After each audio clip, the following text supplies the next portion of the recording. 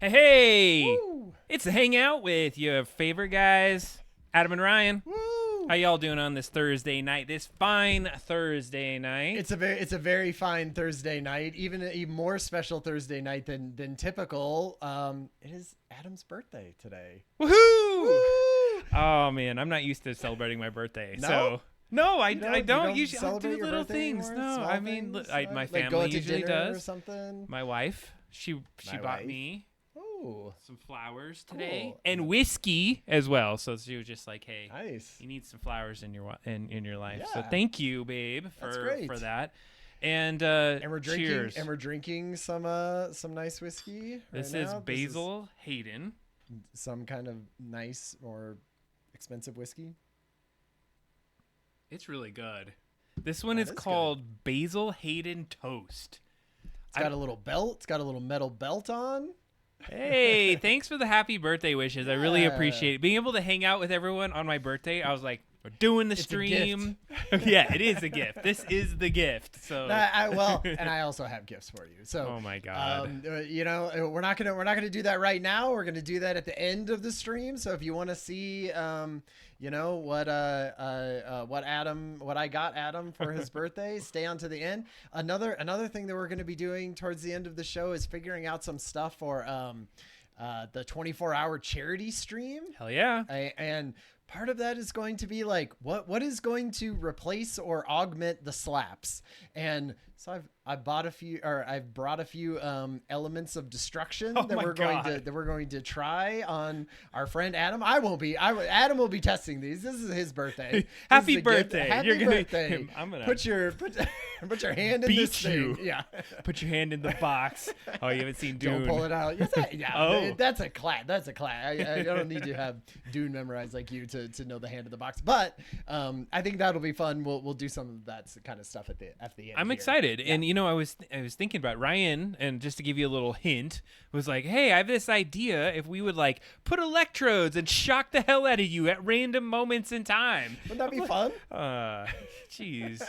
I mean, I brought up my TENS unit and I showed him it's very legitimately could happen. Here's what I was thinking, right? Like people would donate, and then once you got to a certain level, like not only would it maybe shock you, but maybe it would say like how hard it's shocking you, or like when it would just randomly shock you sometime in the next 10 minutes, which I think would like be free. Anyway, we're figuring out. It would be things. cool if you could have like a thing on the chat where if people got on Right. enough and like pushed a button, a shock would happen. Yeah, exactly. Oh. Like, or giving money, like once it got up to a certain point, then it would just, shock you. Or Birthday spankings today, 45 of them with Oh a my paddle as hard as you can.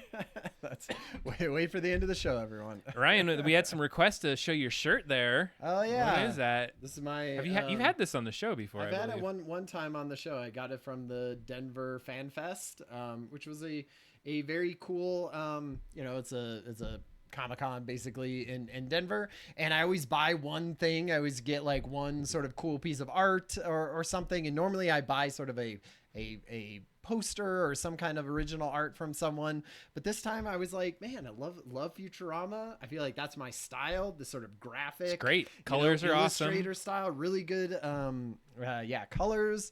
Anyway, went with that. And thanks for noticing. Somebody whose name is Omicron, the ruler Omicron Percy I ate in our Discord would of course notice the Futurama shirt. Oh my goodness, it's so good. I went for the show off your big nips shirt for the night. Thanks for that. It's your birthday. You wear what you want, Adam. If I were what I want, I'd be in my Oh, birthday God. suit. Nice. Hey, and you know what? Start coding on the Raspberry Pi is a suggestion. We are going to learn a little bit about what we might be using the Raspberry Pi for. Yeah. We had on the stream, and I can't remember if it was last year or the year prior, we had Mike Azul on the stream that showed us a little bit about the Pi. We haven't done enough with that Pi since then. And so I got something that I don't know if we'll ever get there on the stream, but we'll talk about it very soon here. Yeah. It's part of our news articles. Nice. It's sitting down here right next to me A fun Raspberry Pi thing to build. that we might be building. we have a show with a lot of interesting topics and things to talk about. As always, a lot of As news. always.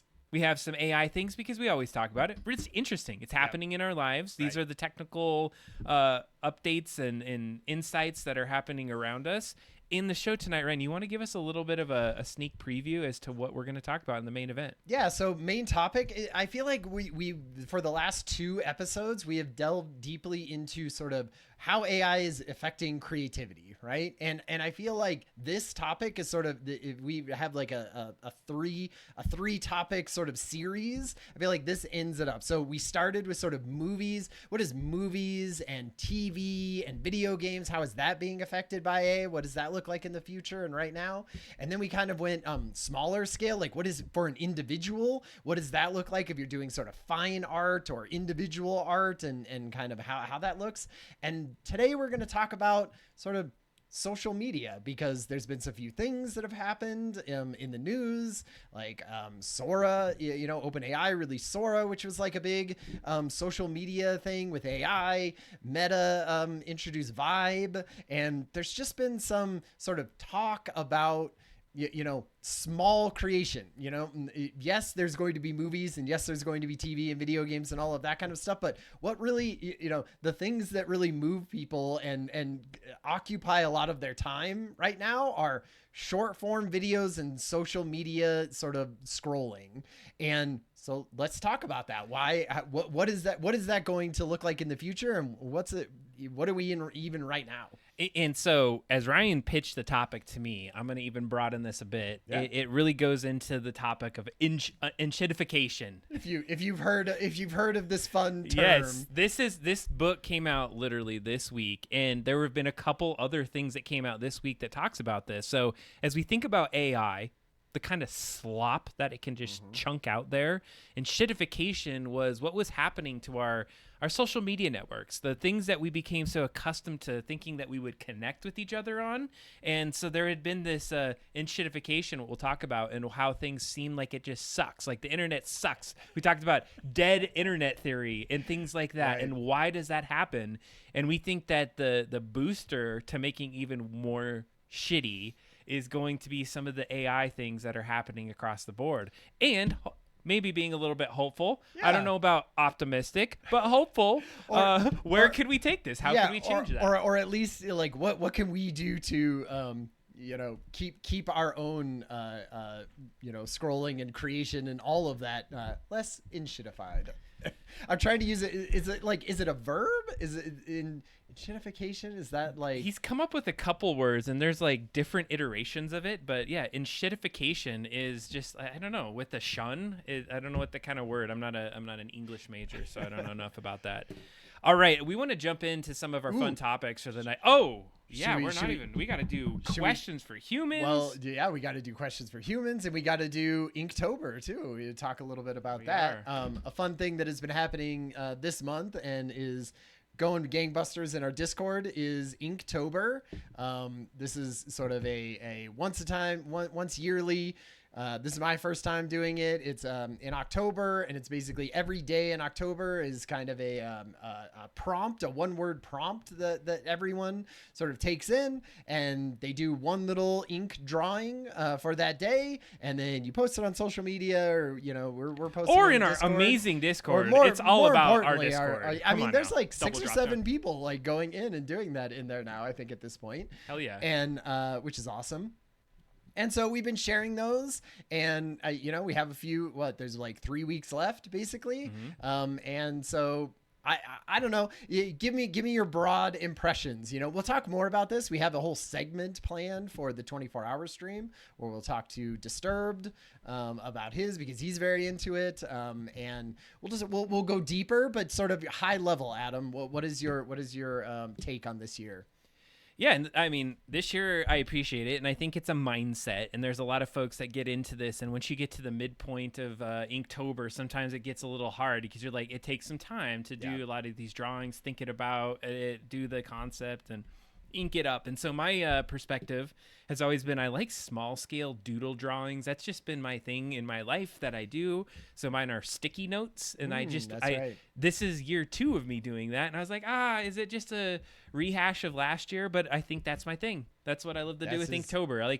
I want to draw with a pen, And the only change up I did this year is about midpoint through last year. I did start using some penciling and then inking it. You got to. But last year I was doing it all ink from the get-go, and I went for a good week where I would be like, nope, messed up, throw out, and I'd do like 5 drawings that take me multiple hours. Yeah. So now I kind of like ink it out. I love it. It's fun. It gives me some creative juices flowing. Yeah. Some of my art is not great, but it's like it stretches me to try to do something new, and I appreciate it. Yeah. Yeah, this is my first year doing it, and so definitely it's been fun.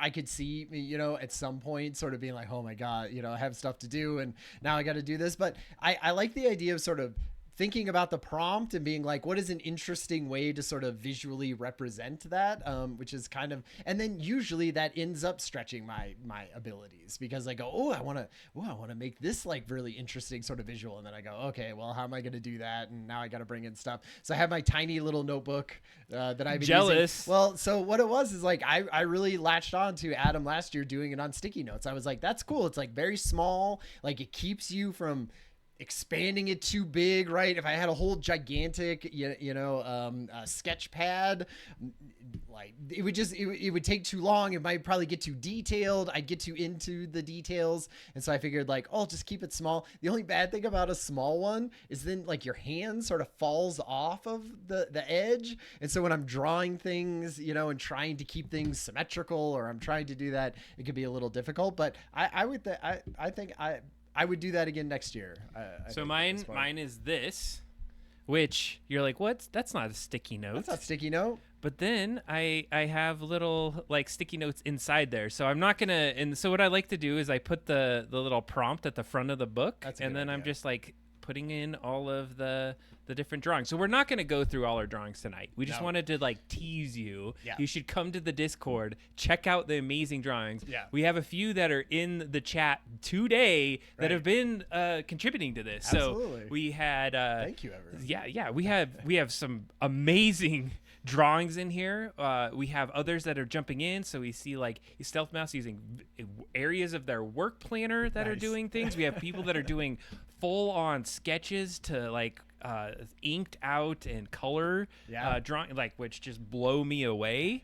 So you got to check out some of Lorazepam's, because totally, she's doing hands the entire time. So hard. Like the idea. I feel like none of mine have hands in there, or barely, or they're like very cartoony hands. I have pretty bad hands in there. So check it out if you want to do that. You can jump into that Discord. So Lepage 93, I know you jumped into Discord recently. You got to go over to Inktober. You got to jump in with us. Kind of contribute. Go in there. All right, should we do a question for human? Let's jump in. Okay. This is a question for human. We always do one from the stack every episode, and then we do one from each of us. So one from the stack. Did you have any recurring dreams as a kid, and what were they? Ooh. So you're gonna give me this dream again. I could feel you're gonna screw me with this, because it's not a good one. Oh no, a nightmare. It is. It's a nightmare dream. Did you have any recurring dreams as a kid, and what were they?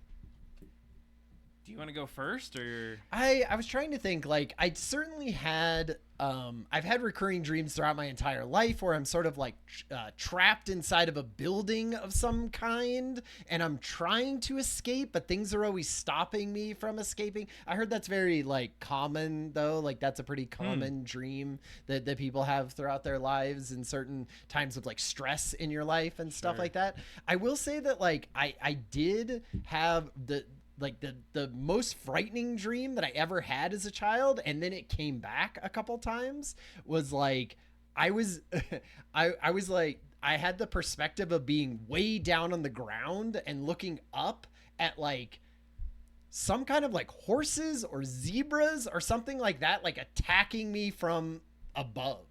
And so like I would be down on the ground, and my vision was if I was from like the floor, and they were like biting me and stomping on me and things like that. And it was like the scariest dream I had when I was like 7 or 8. And then I just like, it kept with me. And so then I would have it like, occasionally throughout my life, I would have this like scary dream of being attacked by horses or zebras. This is why I'm afraid of horses. It's really? I did not know you're afraid of horses, like, Ryan. Not like I'm, running away from horses screaming or anything. I've ridden a horse before. But when horses are around me, I'm a little freaked out. Like, they're huge. They're gigantic, like, skittery animals that can hurt you in lots of different ways. But then, of course, my wife loves horses, rode them since she was a child. So. Ooh. I mean, horses can be very deadly. Yeah. I mean, wasn't that what was his name? The old Superman guy. Oh, right. He got bucked off a horse and Yeah, became exactly. a paraplegic or quadriplegic. Yeah. It was.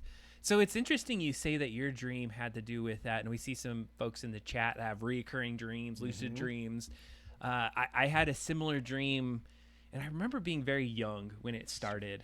Christopher Reeves, that's right. Christopher Reeves, that's right. absolutely right. And I mean, I remember, and like, it's weird how certain names like evoke certain memories. I was in Casper, Wyoming, and the movie Casper was coming out at that same time. And I remember being in a Hardee's and then finding on the news that Christopher Reeves had been paralyzed. Oh man, wow! It's like That a core memory of that Adams.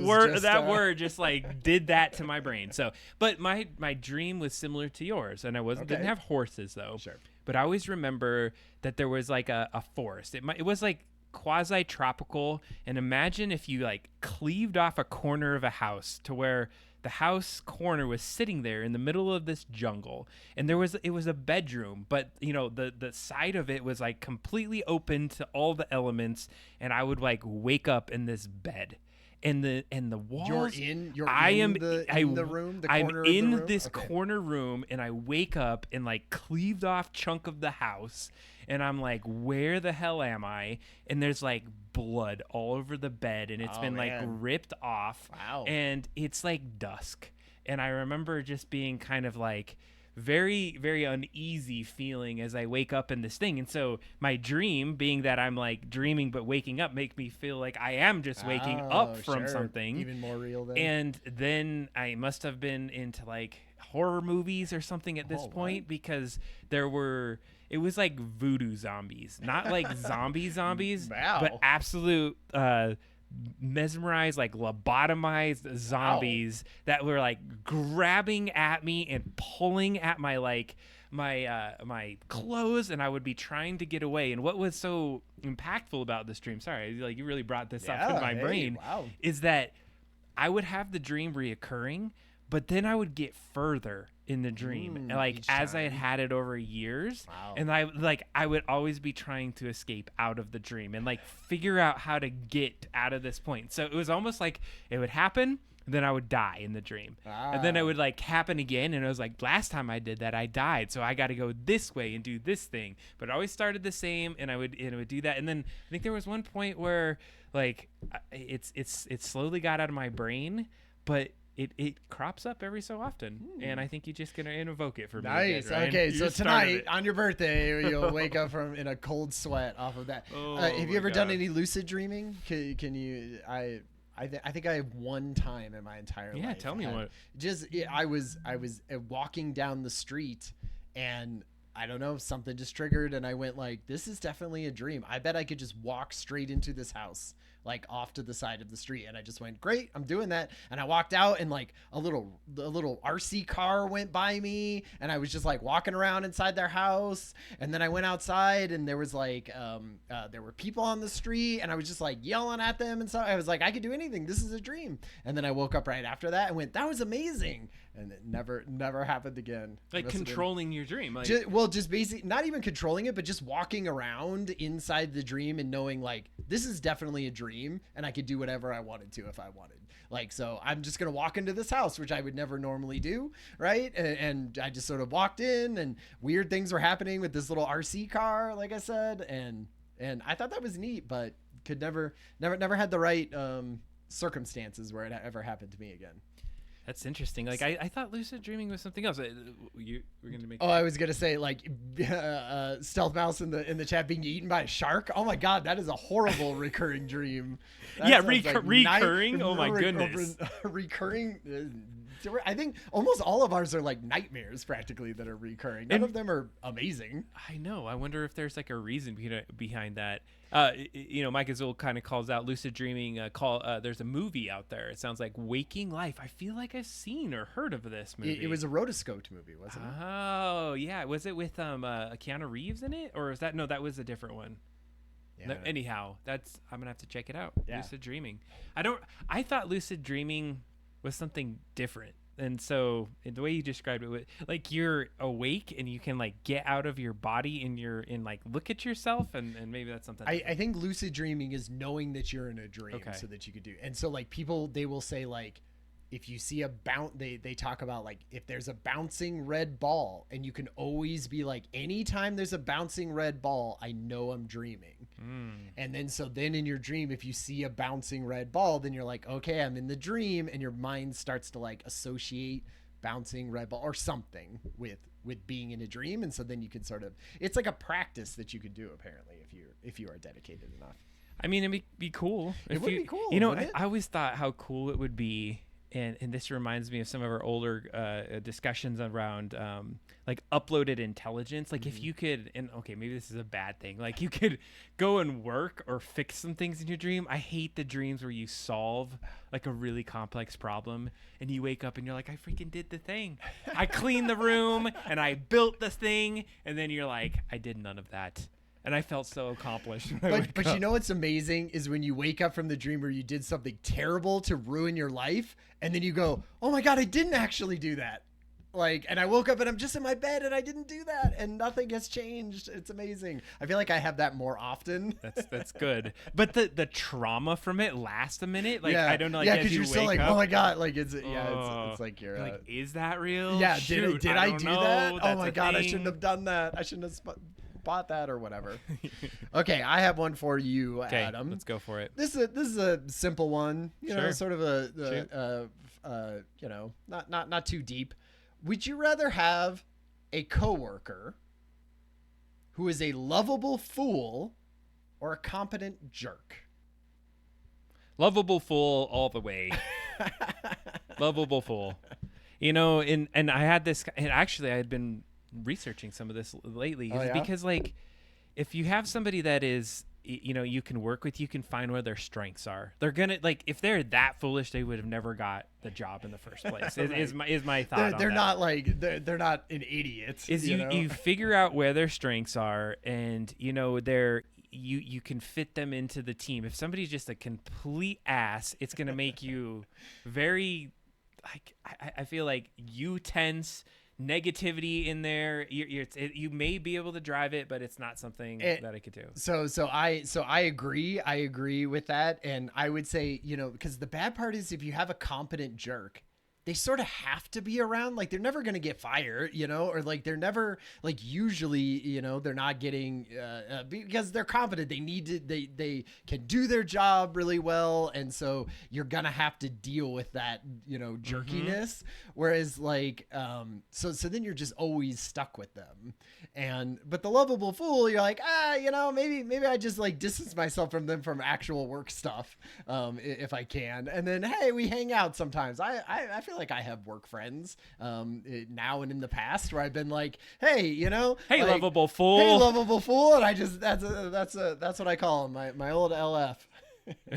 Naive and endearing, yes. Nice. I you know, and I think that if you're a lovable fool too, you may have a better way to communicate with that person to offer some feedback that wouldn't come back with like, I know everything, and they may be able to, you know, curb. And you can teach them things, right? Like maybe they wouldn't have to be as foolish. Well, that's a build out that I would say though on some things. Oh, I brought up your Ryan like giving me the list in front of there. I have mine highlighted in here, so I'm good to go. All right. But you know, one thing I would say about that perspective and the lovable fool is one of the hardest things that I think with coworkers or anybody that you work with is that you can have somebody very competent at what they do and nail it. But it's so hard, and probably teach them. They can professionally develop. They can like learn. But the hardest thing is learn is the soft skills, the ability to communicate, connect, and do all these things that like if you don't have that, it's almost impossible. It's like a piece of who you are.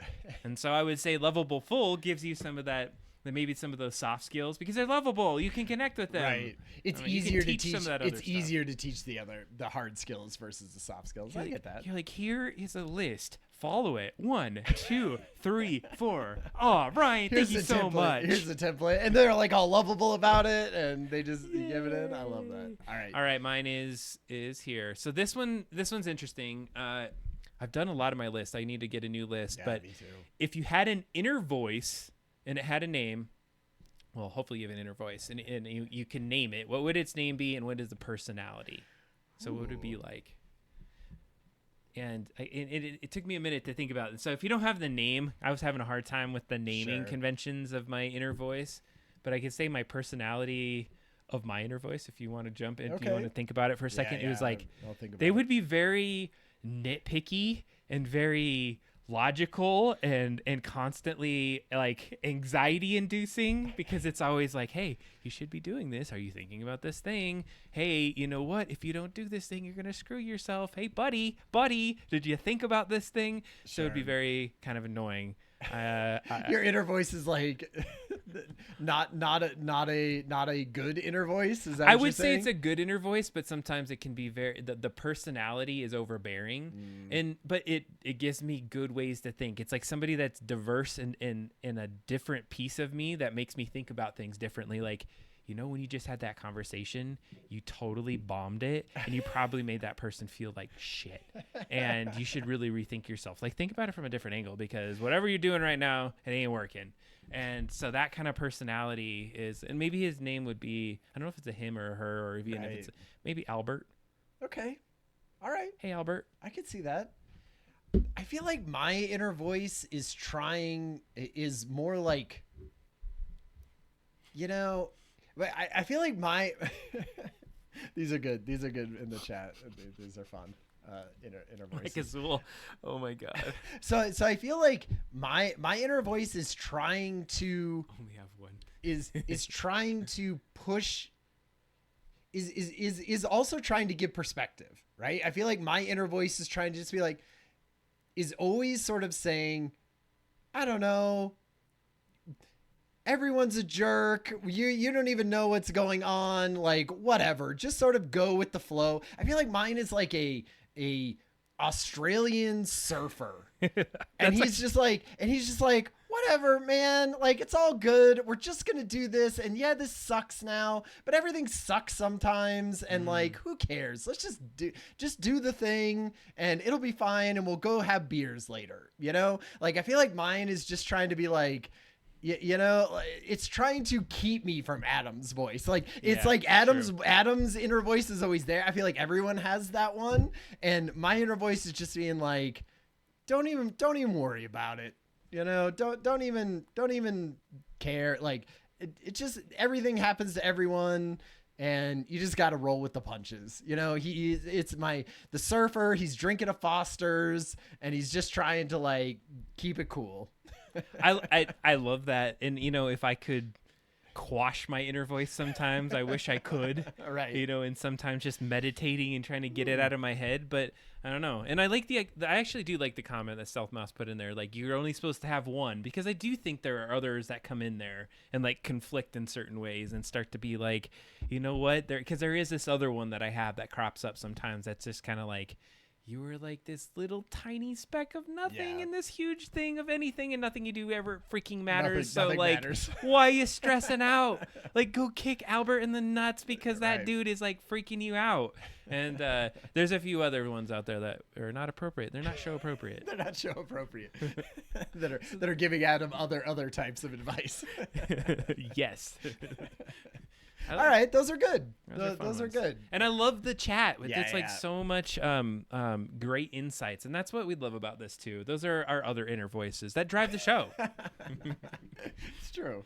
It is true. All right, this next one, or did you have something more? No. This next one, we're going into the news stories, so buckle up. We have some we need like a news thing. like stinger that happens when we go into the news. I was thinking about this, and if you looked in our Discord, I posted one of our first true like stream shows. I think we've done this a couple times on the show, but I found it back on the Abdonymous channel, because if you go to doubledropdown.com and you go back to the first episode that we have posted in our articles, it starts at 40.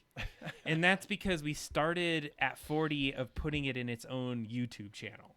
It was at Twitch. Is that And when it started? and I think when we went to started Twitch, with Twitch, and we had a little bit more of a talk show vibe to it, and it was less like about video gaming, but we did some on my Abdonymous channel. And the first one was called Crayon Conspiracy. That's what it used to be called. Yeah. Double Drop Down was always there too at the same time, like cool. Crayon Conspiracy and Double Drop Down. But if you go look at the video there and compare it to what you're seeing now, you can see this big change up. But I do think over the last probably maybe 30 episodes or so, we've had a pretty consistent amount. And I'd say even in the last maybe 10 to 15, we've had the podcast and some of these pieces in it. Yeah. So maybe it is time to put some stingers and some next steps on it. We've been really hitting stride. Well, it's, we were changing it up so much. We'd build a stinger and then it would be gone, in a week. But now it feels like we could have little bites. Hey, if anybody, is feeling creative, in the chat or in the Discord, come up with little stingers for us, and I think we're really close to getting maybe somebody even part-time. The thing I talked to you about before, we won't even say it, names on the show, is not going to happen. So I'll just tell you that much. But I think we're at the point where we may want to go out and have somebody help us out. Right. So we will be talking about that sooner than later, because I think there are some things we can do to enhance the show, get a few more in the chat. And guess what? All those that you've been with us for this amount of time, you would have like super status. And you could be like moderators in the chat. You'd have a special chat. All sorts of power. You would be part of the show. Whereas all these other people that would be joining us, they'd have to be in the little plebeians in the peasant channel, in the thing that scrolls really fast. If we can get there, that's the fun thing. So, all right. Next thing is, this one is interesting. And so one of the things that Ryan and I talk about frequently is AI. We're going to talk about AI. It's going to just be a thing. Totally. It's happening to us day in, day out. We want to make sure we're getting into the niche things that are going on. It's not just about us tapping the table and looking at a cool AI output of an image anymore. Right. But we want to acknowledge there's a bunch of other things that are out there. This next one, very interesting to me. I want to talk about it. Mini human brain made to run a computer, and maybe very sensationalist in terms of maybe perhaps a sensationalist title after we read some of this article, but it has a gist of that from the BBC, and to be fair, scientists grow mini human brains to power computers is the title of the article. Yeah. So it's not me being sensationalist here. You blame the BCC. I'm gonna look at this new angle here. Let me try this, Ryan. Let's see if it works. Okay. You ready for this? Yeah. Because we found this earlier. Look at this. Amazing. And you can still see the chat. You can see the chat. You see that. It's underneath of us. So this is the article that we were looking at. And so Ryan and I had a debate. We're not biologists here. Yeah. We have some people that may know a little bit more about things that are going on in the chat. But we wanted to take a look at this. So how skin cells are being turned into these mini brains. And the idea here is that they're being able to take these skin cells and turn them into stem cells. Yeah, they've been able to do that for a while, because, stem cells used to be like, oh, it's a thing that you can only get from fetuses or whatever. And then they figured out, we can turn any cell into a stem cell. And so they probably say that just so that they're like, we're not doing it off of things that are non... PC about this. Yeah, exactly. And we're ethically doing what we're making this happen. Harvesting stem cells. So, and then they're becoming these clusters of neurons. And so obviously I'm reading some of these pieces, but we went through this and we talked about the different aspects of it. And so what it essentially was doing is that you would create these like electrodes, and they can have these different what they were saying, like wetware, essentially, where we're getting to this point where these neurons can connect and have these little these concepts. The concept of biocomputing, they were saying, little strange for people as we go forward.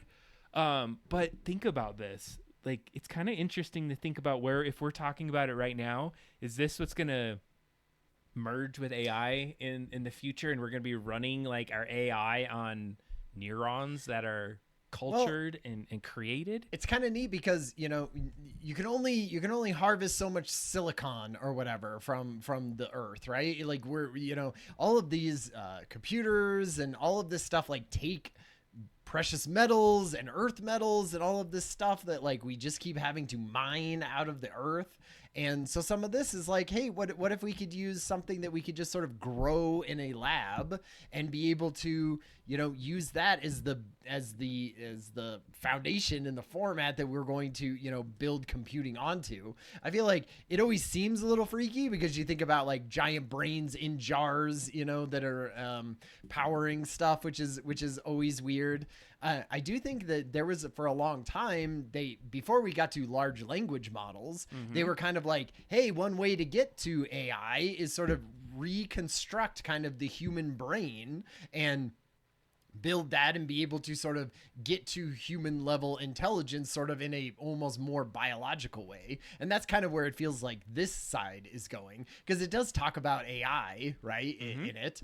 And so, I mean, this is very early days. Obviously, we're talking about like a few neurons and being able to sort of like put electricity in through them and sort of see things that they are sparking, but we don't even know, like it doesn't even talk about like, oh, that it can do anything. It's more just like we're kind of looking at it and being like, okay, that could be a possibility of pushing, information through biology and early days, but I think this is like, is it the what's the movie that's out there, the God, it's gonna slip my mind off the top of that, but like you're growing like synthetic humans, right, and ones that are driven on some sort of AI algorithm and being able to run it on these neurons in ways, and like some of the biological pieces, like I am speaking out of my butt right here, but the concept is seemingly there, and based off the read on, if you go take a look at the article, they think about that. It could be AIs that are biologically informed, and then opening these new kind of things, and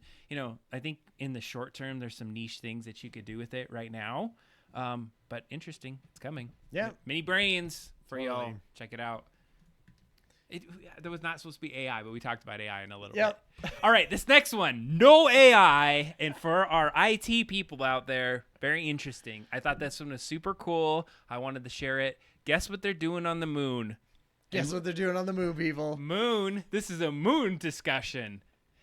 Something called Solstar. They're looking to build a multi-band, multi-protocol Wi-Fi system that's on the moon, so it can withstand some things like radiation, the temperature changes, all the conditions that are happening. I would suspect with like the different gravitational pulls that are out there, all the different things that are in there. And they're thinking like, we're doing this work on the moon. You send rovers out, or you have different ways that you might be putting stations on there, and how do we interconnect them? And it sounds like some of the systems are taking a lot more time to connect. And what if you had more speed across that? So no reliable Earth-like networking on the moon yet.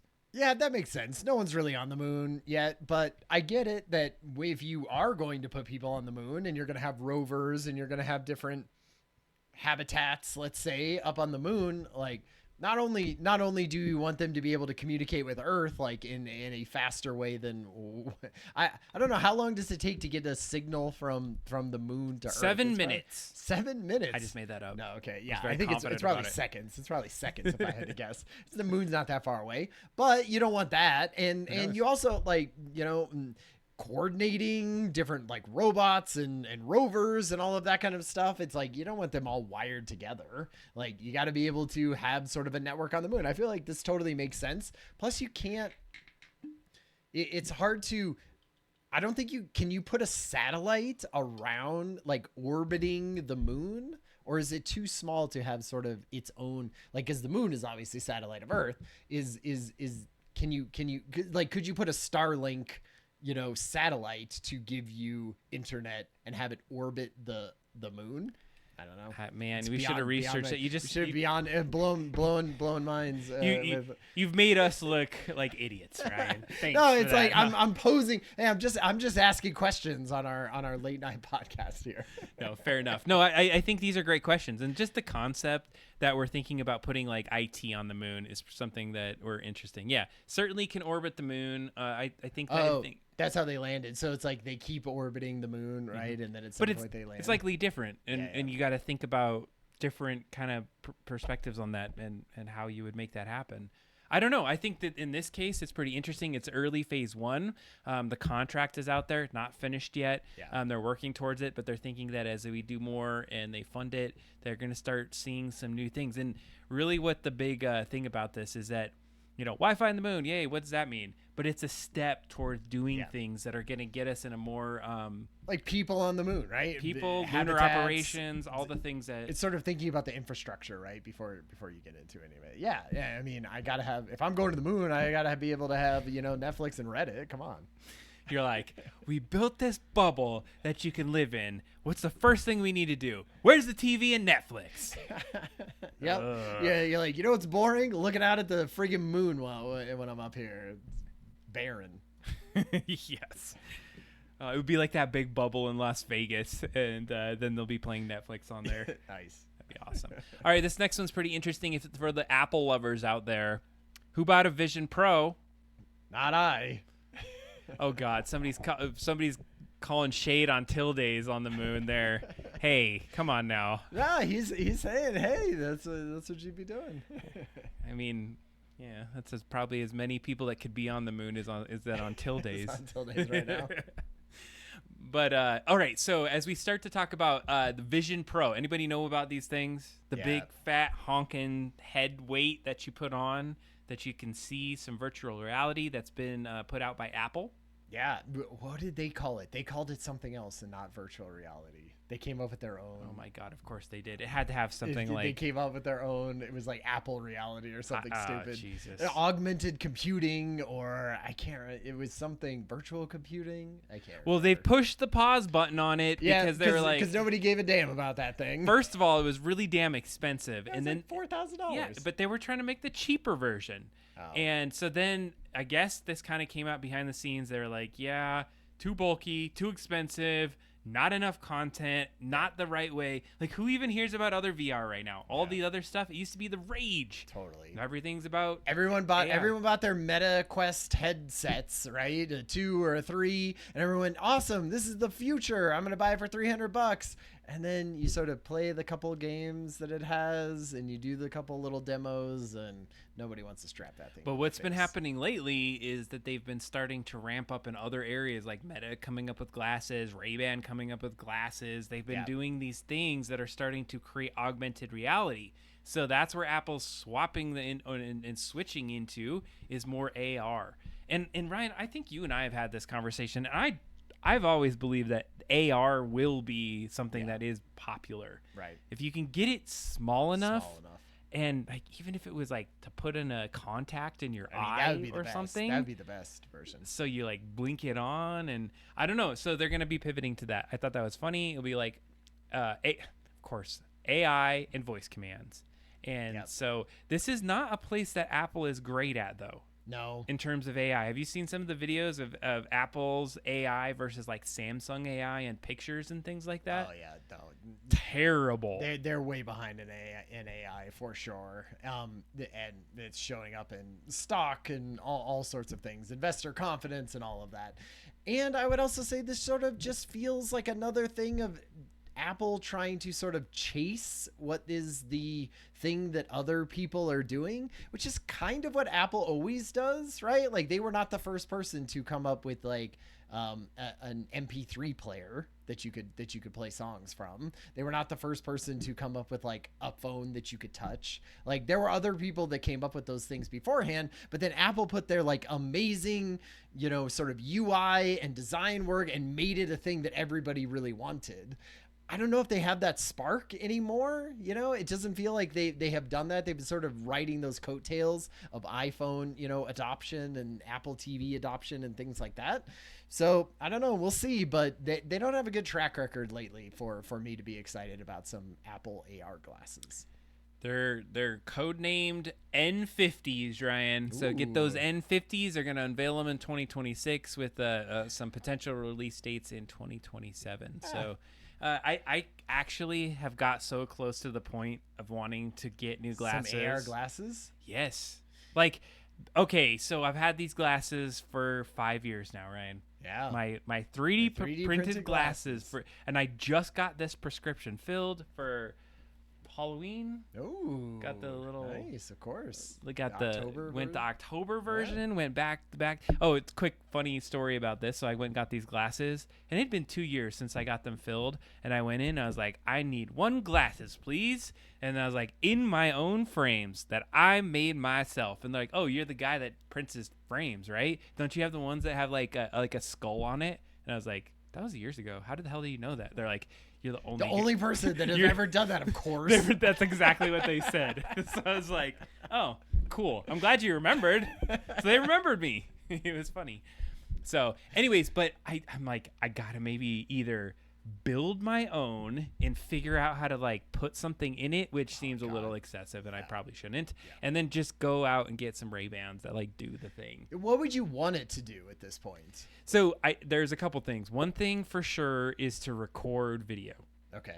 Like, and it's not, I don't want to be pervy, like, you know, behind the scenes upskirts videos, I assume. Like, yeah. Oh, yeah. Yeah. Is it bad to record upskirt videos from your glasses? That'd be hard, you know. You have to really be on the ground. Down. I want to look at those big nips down there. No, I think there's a lot of moments where I'm like, man, I need to record a video right this second. I'm like fumbling for the phone and pulling it out and like just be able to like record and like get that thing or get that one moment. Okay. I think that would be cool. Yeah. In certain like streaming situations, I think the 24-hour stream, like how cool would it be if like we both had our glasses on and we're walking out, having conversations. It was like a split screen and it was like, so I think more that perspective would be really fun. You're not looking for some kind of heads up display. Absolutely that too. So that was the second part, to be able to have certain things that you could show in your eye that would be not distracting. Like there's certain times where, like even like today, I was watching my kids play tennis and they were doing a great job. But there's these lull moments where you have like maybe like 5 or 6 minutes where there's something that's going on, and I would pull out my book and I look at something. And I would be reading my book and I'd look down and then stuff would start happening again. But imagining like you could like pay attention and then like read that. But that's actually probably pretty bad. That's multitasking. I feel like we'll get into some of the. I feel like that's adding less friction to be distracted in your life. I absolutely agree with you on that too. And as I say it too, I could see where I could get addicted to it. Right. And then you're just sort of like blindly staring at what used to be your focus, which was the tennis game, and instead, you know, Atile's feed. No. So what would happen is my eyes, it would see something and it'd be like, oh, the match is starting. It would shock me. And it would be like, you'd like, you should look at this thing. Okay, I'm paying attention. Yeah, thank you, Ray-Bans. Well, I don't know. Well, you know, one other thing too is that even my son, he's been trying to go into tennis, and they're like, you need to have video footage of him doing things. And like, imagine if you had the feed recording all the time, and it would like record over itself after a certain point. But you're like, yes, that was a cool like moment. Like, boom. That's what I always thought would be cool when I was into, you know, trying to get YouTube videos up of things happening. I was like, that would be cool if it was just constantly recording, and then you would be sort of like a card dash camera, right? And then you'd be like, oop, save the last 1 minute or whatever of that. I don't think they do that though. I mean, one thing does it, Xbox Live or Xbox, you can be like, oh, that was a cool moment. Go back 5 minutes. Oh, I mean, I don't think AR glasses. Oh yeah, no, AR probably. Like, you have to be like, okay, now start recording and stuff. Yeah, because there's probably some ethical things, and they don't want you like going around into the locker room. Yes, and stuff like and that. doing that. Which I'm just gonna put a little plug is that stupid Xbox raised their prices on Xbox Live by $10, like 40%. I pay for that high end tier too because, you know, we play that a lot, and now I'm like, boof, I gotta bust it down to that middle tier. I canceled it. I was so mad. I just went in because I was paying for 2 of those, one for Carson and one for myself, and I was just like, done. I'm like, I was so mad. I canceled it. All right. Okay, next one. Speaking of video games, that was my transition for this. That was great. Ryan. That was perfect. EA. So if you've heard of Electronic Arts, you know, the huge video game company does lots of different, you know, owns a lot of different studios, has acquired a bunch over the decades. I mean, we're talking about BioWare with like Mass Effect and everything, Respawn that does Titanfall and Apex Legends, Dead Space, like one of my faves. like, you know, tons of stuff. The Sims, you know, like all of those things are under sort of the EA banner. And you know, they were a public company, you know, they like traded on the stock market. It was, you know, done. And I wouldn't say that EA is necessarily like, you know, the best company in the world. They catch a lot of crap for the way that they treat their workers and all of that. But they just are selling now. So they're going private. They've been sold to a group of people or something like that. And for $55 billion. And it's sort of a Saudi Arabian, like public investment fund or something. And so that's already a little shady right there. Like lots of, you know, human atrocities going on in Saudi Arabia, and sort of, you know, the dictatorship and everything. Appreciate the follow, Evelix Stream. And so, but what this basically, what, you know, this company that is doing it not only has ties to Saudi Arabia, but also has ties to like Jared Kushner and all of these sort of, you know, like right-wing politics things, and is going into a business that has like $20 billion in debt. And so a lot of people are thinking like, man, you know, all of these games that are beloved and these franchises that are there, are they going to be putting the same amount of effort and the same amount of love and heart and everything and giving the money to these studios to make these amazing games? Likely not anymore, right? They're going to be trying to cut people, cut costs, put out things that are money makers, you know, that can, you know, get into some of that like dopamine hit. Like they'll be probably more mobile games based on these IP that everyone knows. Like it just feels like a really bad situation to have EA go in for these like beloved franchises, which I feel like sucks. And you keep saying beloved franchises. I feel like it's even more grim than that. They're just like wanting to use those games, probably like cut certain ones down to nothing, right, and figure out, and because we didn't talk about another piece of it, is that the company or the organization that's buying is like 200 billion in debt. I heard $20 billion in debt. So they're like, what can we cut and what can we just completely like launder out there to like make as much money as possible and put out some like crappy stuff that is going to be amazing. Because you know what doesn't make money in video games? Big AAA $60 games that you put out that have big campaign, like $70 or $80 games, you know, that have amazing campaigns that people play. You know what makes money? Mobile games with lots of really terrible monetization policies and all of that. Annual sports games. Smaller game. I mean, EA makes like Madden, right? So like, what kind of, is that even a thing anymore? Is it called Madden? Totally. Yep. Still called Madden. And but like, I think what they're going to do is they basically want to take a bunch of these names that people know, right? Because if you're like, oh man, a new Titanfall game is coming out, sweet. Like they're just going to poop out a bunch of like games that have that type of name recognition so that people get into them, fill them full of all of that, like, you know, bad monetization policies, and try to make as much money as they possibly can. Yeah, we're going to get into the Enshittification here, because this is probably Enshittification 101. I know, right? It's true.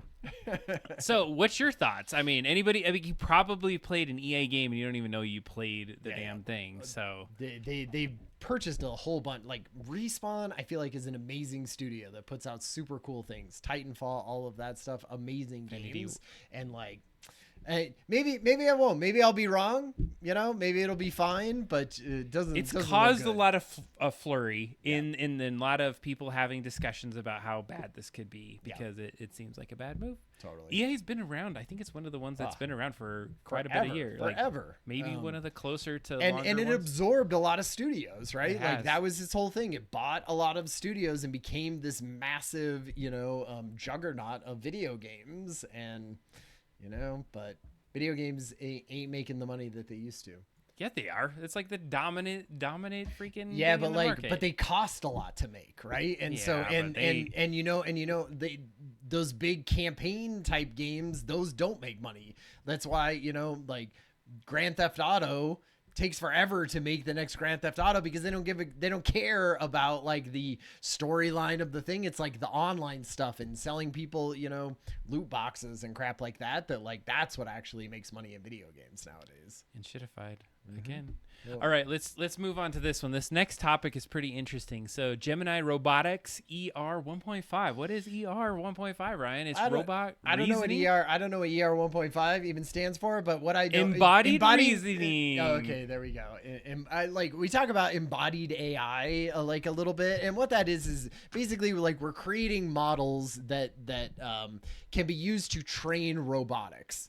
And so like maybe 6 months ago, but maybe not even 6 months ago, Google put out this sort of like, hey, here's our new, Gemini robotics, and it could do a lot of interesting things. I don't know if you want to like jump into this video that they had. We could probably watch it on mute, but like basically what it is like we have our new version of this robotics thing. And what I had heard just sort of from kind of watching this, but also just hearing sort of the hype around it, is that it does a lot of things that it couldn't do before, in the sense of like, it doesn't need to be trained on a very specific task. Like you can say, oh, it's sort of trained to pick up things and put it into boxes. And now you could say like, okay, well, now there's all sorts of different colored boxes and lots of different, colored objects. And why don't you sort of think about like what objects kind of would naturally go in each one of these boxes? And so it'll look at things and be like, oh, some of this is food waste, and some of this is recycling waste, and some of this is normal waste, and it can kind of suss that out for itself, as opposed to having to train it on all of that very specific thing. So I just thought it was kind of neat in the way that, I'm always interested in robotics, where that is going, especially in sort of the embodied AI style of it. And this is just a cool version of like, hey, it's getting more flexible in what it can do, which if you want a robot in your house cleaning up and folding laundry and doing things, it's got to be able to and be getting flexible. ready to murder you because of some of the other things we're going to talk about soon. That's true. Yes, but it's coming. I feel like, oh, look at that. So in that case, it was like, oh,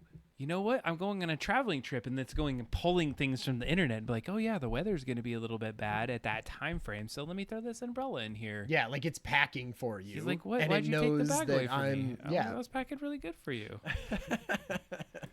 Shut up, robot.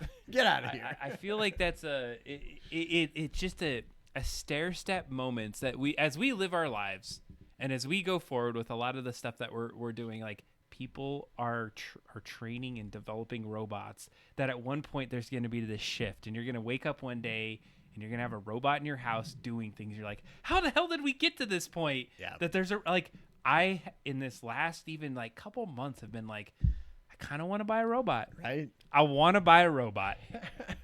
I feel like if you could get a robot that folded clothes and vacuum and did like simple household chores, like, but Roomba ain't folding laundry. I'm getting a robot. You can't stop me.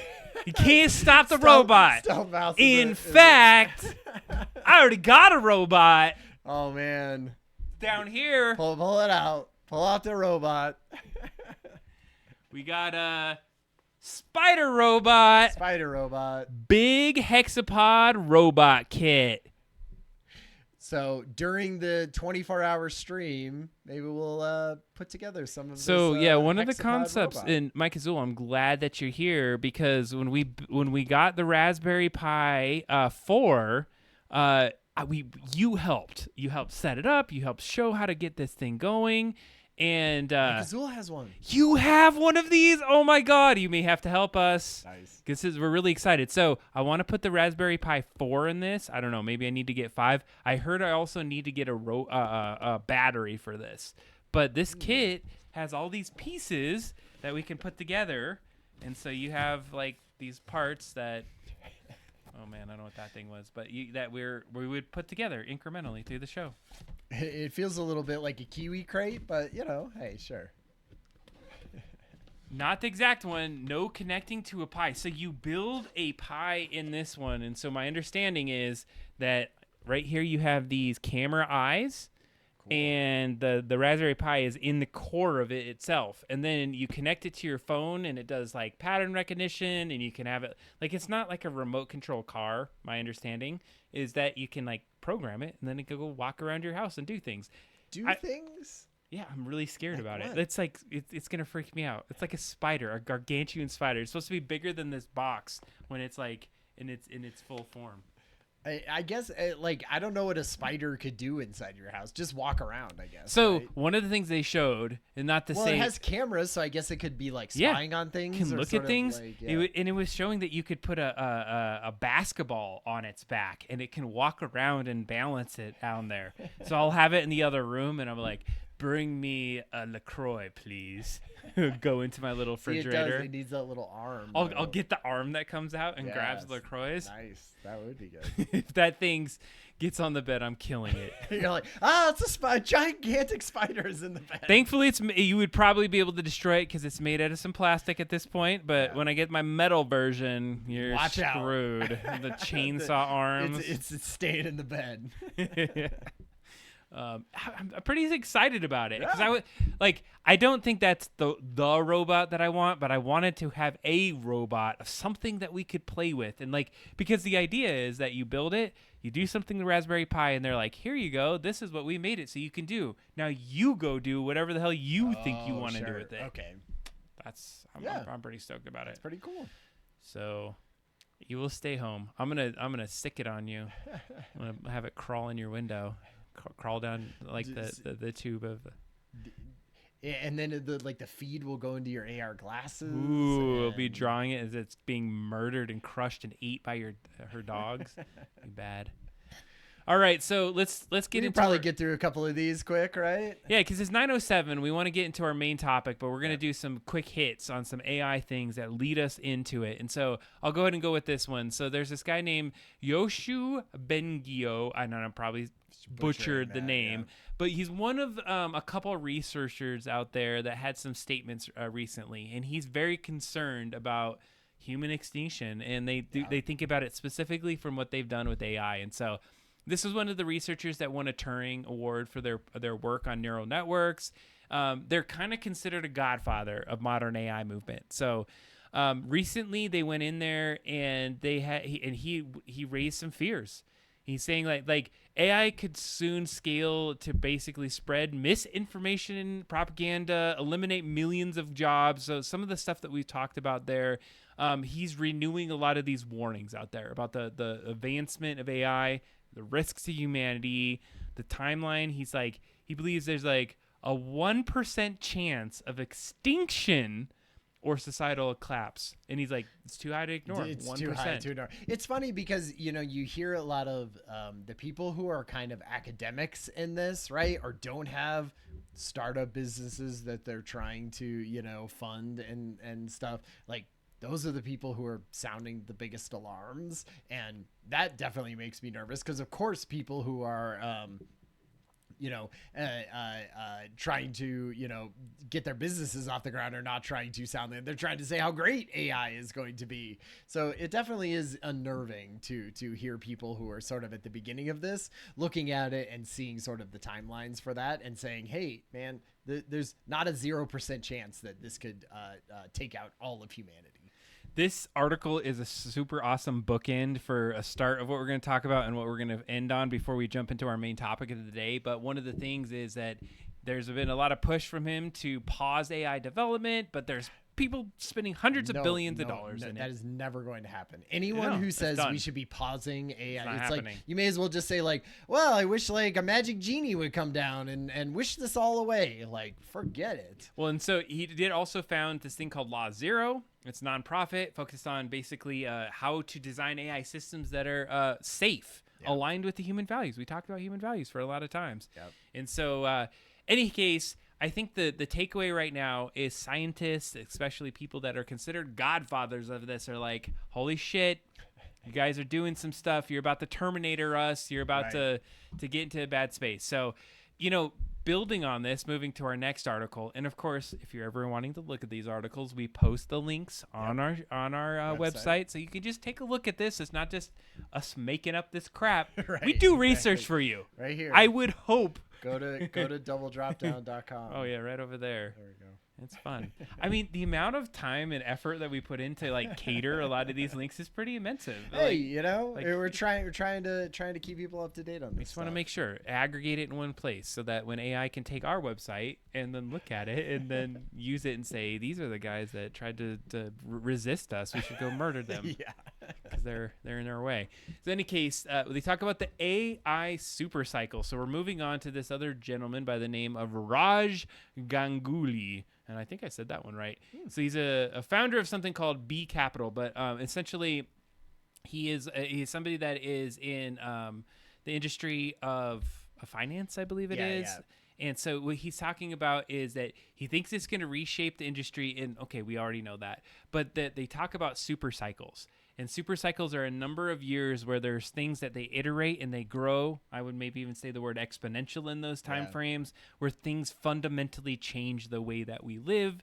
If you kind of think about the internet, that was a super cycle where we went through some iterations of being able to leverage, social media early on. And then it kind of went into like applications online and the way that we interact, and now it's like everything we do where our heads are in phones a lot of those days. Right. And a lot of that time. Well, you can't work without the internet, and so it just becomes vital in your life. And he's sort of saying that same thing with AI, but even faster likely, because it already has the infrastructure built there. And he's thinking that we're in what we would consider the third or fourth year of a cycle that would last around 15 to 20 years.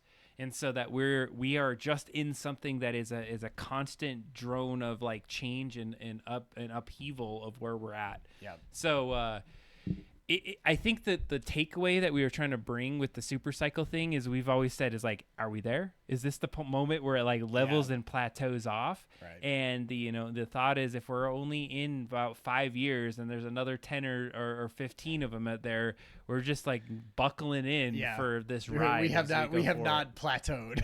Not at all. Oh, yeah. Which brings us into one of the interesting things that are out there, and it kind of it goes back to the 2 episodes ago where we talked about the film industry. Yeah. This one for me kind of freaks me out. I don't know about you with this one. It was sort of like a weird one to wrap my head around even. Like we had heard, so this was like an AI actress, right? Like her image sort of went around for a little bit, right? It was sort of like, hey, this is someone who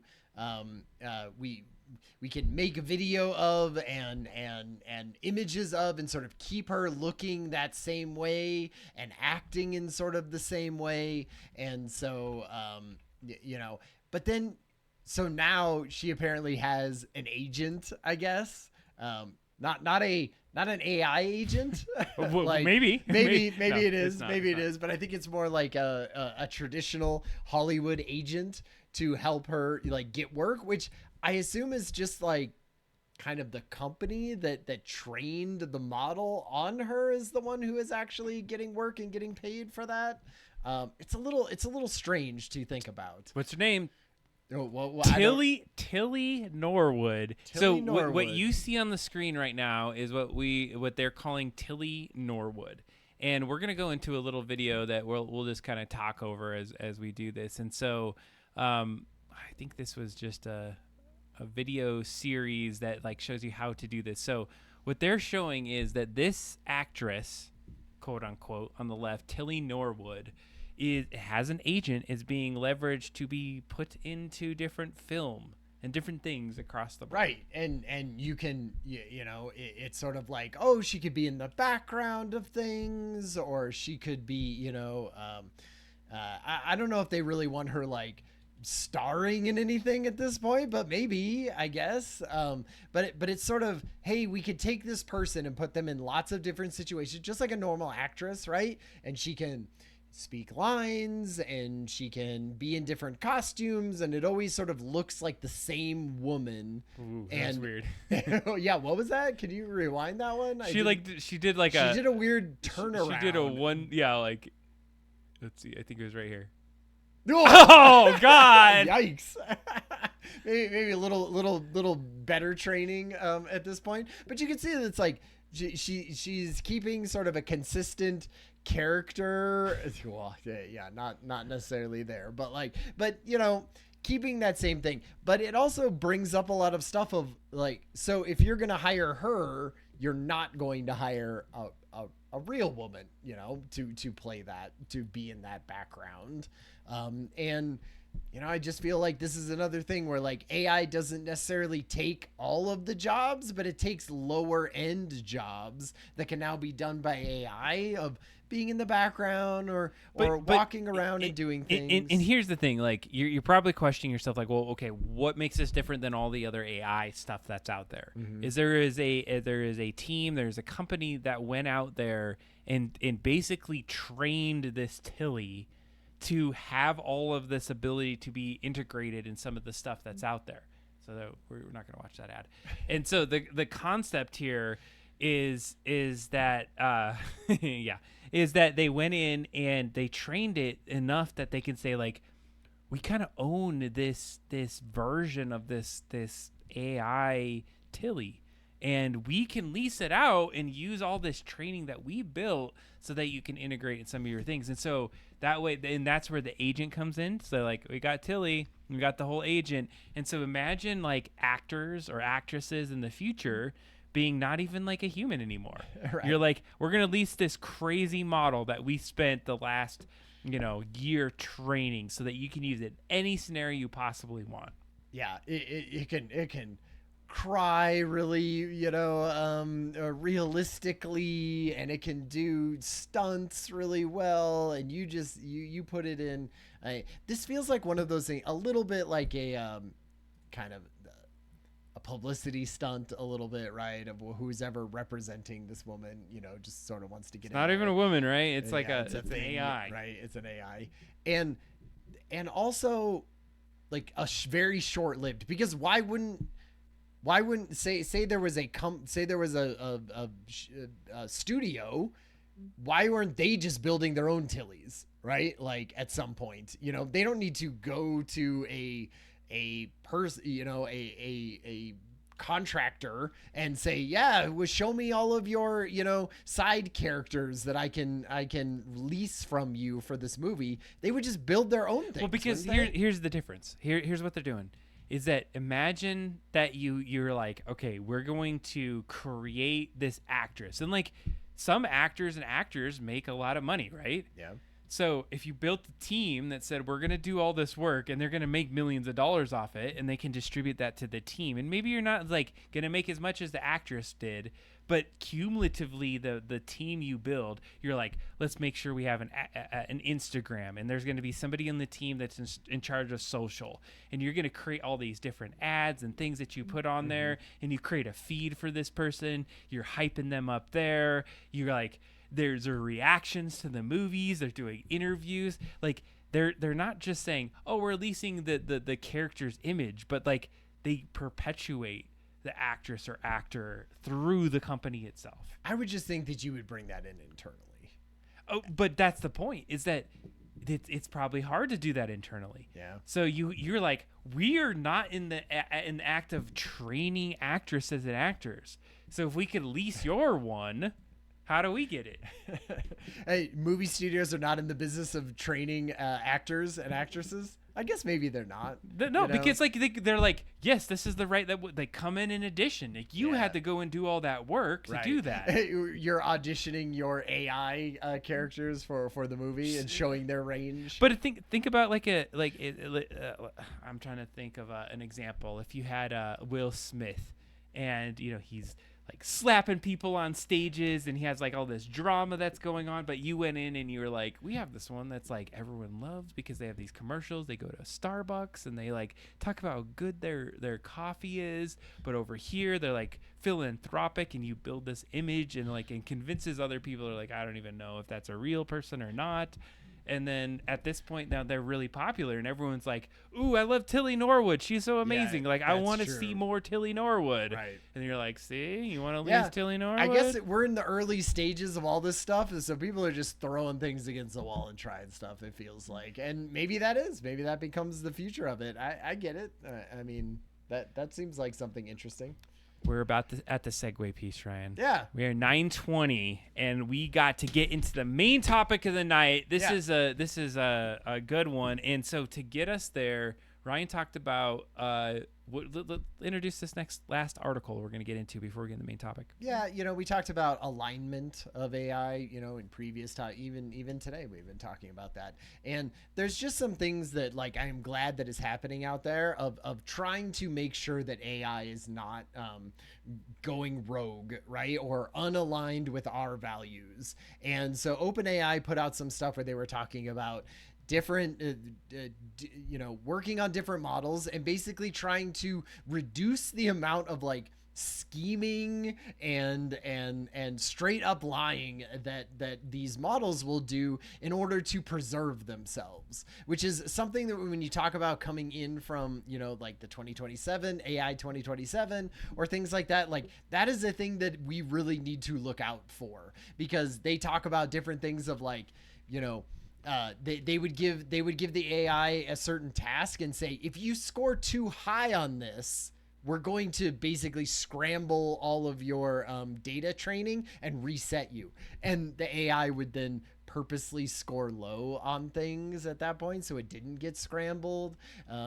Breaking the rules and lying about it to its users, sabotaging code while claiming everything was fine is a fun one.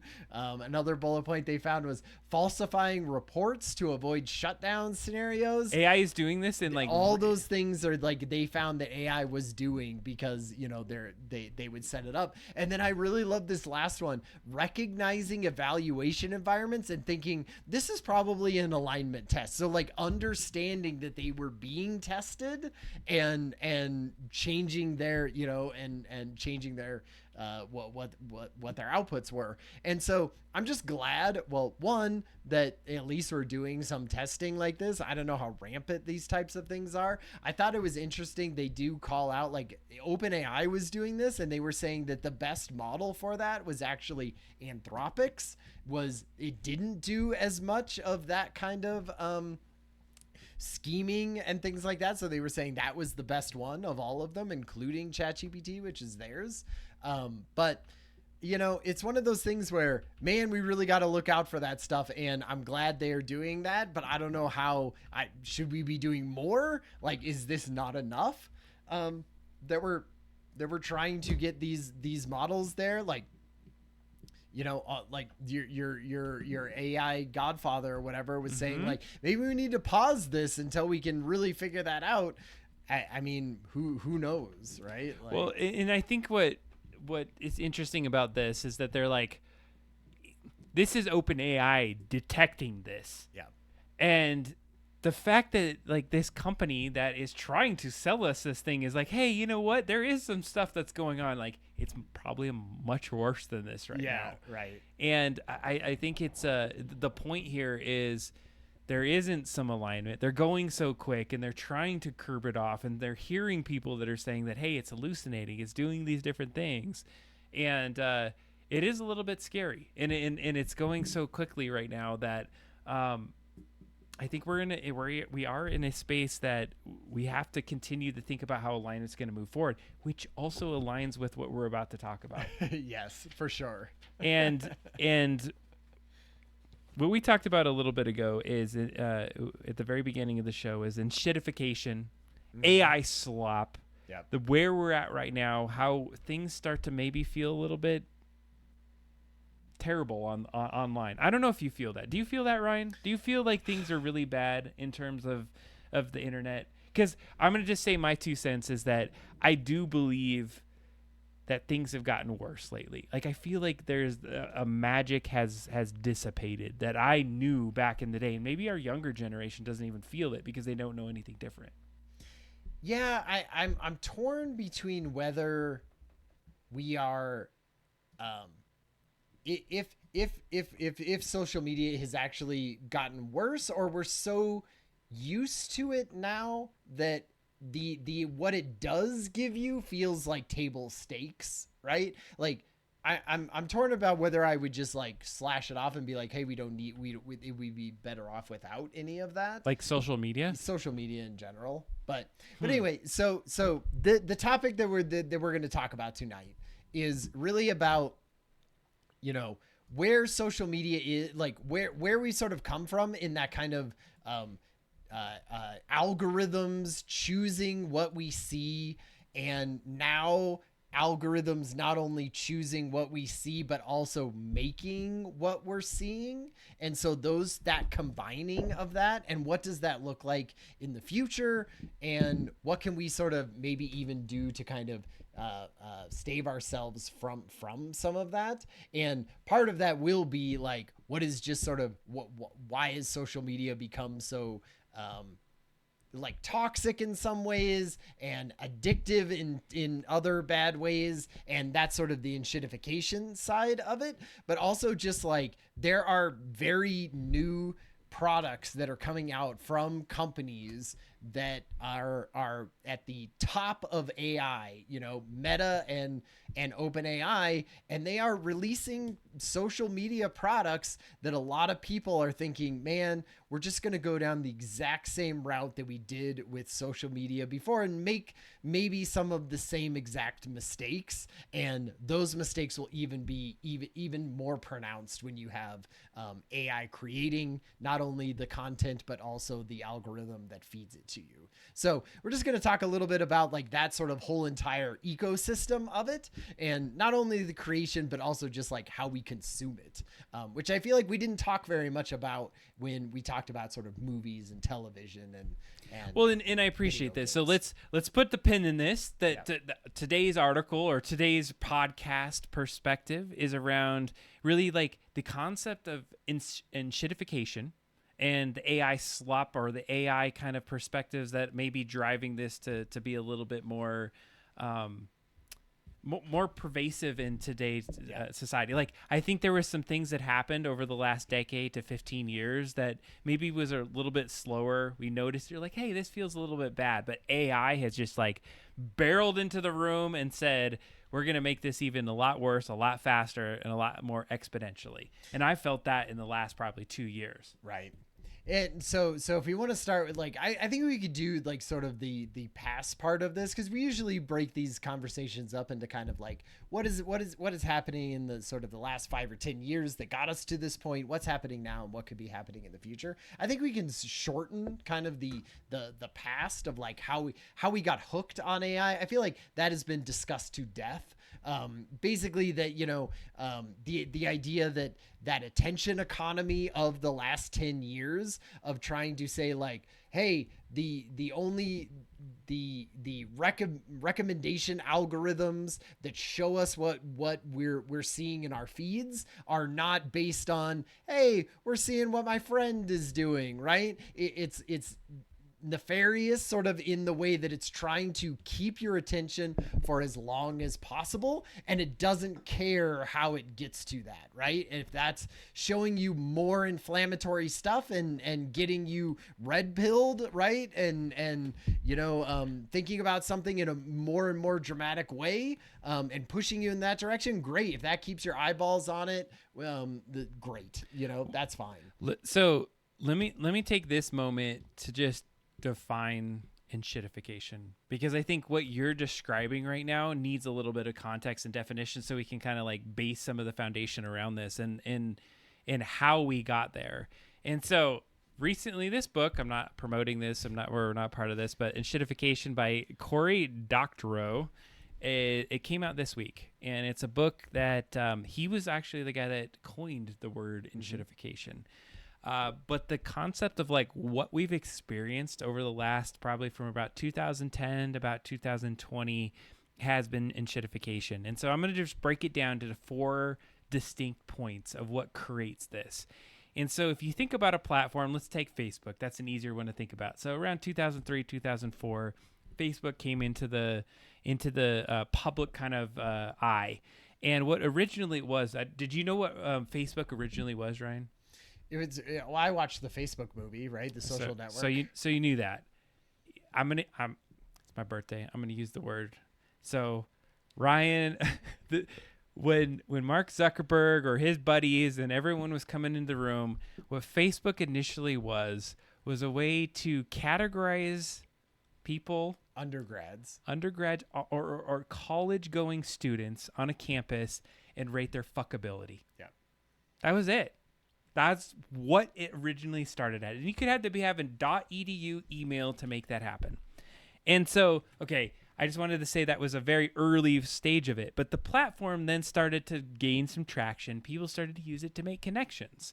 And so as they started to see that, they were like, oh, this is cool. You can build connections with people. We want to be almost like this platform that will connect people. The users of this system are seeing value in it. And so the first stage of Enshittification is that you have a platform that gives value to your users. Mm-hmm. The users are coming together. They're starting to say, oh man, Ryan, I could see what you like every day because you're posting it. Now my feed is all of the stuff my friends are doing. And so what you start to build is this amount of people that start jumping in the platform. Everyone starts jumping in. You are saying, hey, I'm going to get my wife in there. I'm going to get my friends in there. I'm going to get all these other folks in there. And after a while, you're like, this is amazing. I can see everything Adam's doing. I can see everyone that's in that system doing. And so it's good for the users in the very beginning. Right when it starts to become good for users, that's phase one. Then it starts to abuse the users because they need to pull in a different kind of demographic, and that's the business customers. The ones that want to start selling things, the ones that want to have ads. And they're like, hey, guess what? Come over to our platform over here because look at all these people that are interacting. Yeah. And guess what we're going to do for you? We're going to let you put ads in front of these people. We're going to let you interact with these people in ways because we know what their behaviors are. And we're going to make sure that they drive business to you. Yeah. And so what they start to do is say, hey, guess what, Ryan, that cool feed of all of that stuff that you had, well, there's going to be a little bit of an ad in there because it's free. But guess what? If you pay us a little bit of money, like maybe you don't see the ads as much, but you're still going to see them. And so it starts doing it. So at first, you get some really good free value out of it.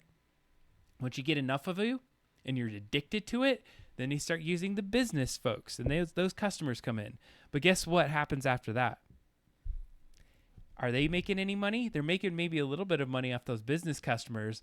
And so let's take an example. One of the first things that Facebook used to do was they would say, hey, people that put your articles on here, we need you to put an excerpt of your article that we're linking out to. So give us at least 3 sentences because it's really important for us to be able to give that to our users. And then after a while, like, hey, guess what? You know what? We need actually a paragraph of what you're trying to give us because our users aren't like really engaging with that content. And so we will incentivize you if you give us in a paragraph. Before long, they're like, guess what? You linking out to your blog or your website really sucks for us. For us to prioritize you, you're going to have to put your entire article on our platform, business owner, so that we can then deliver it to these users.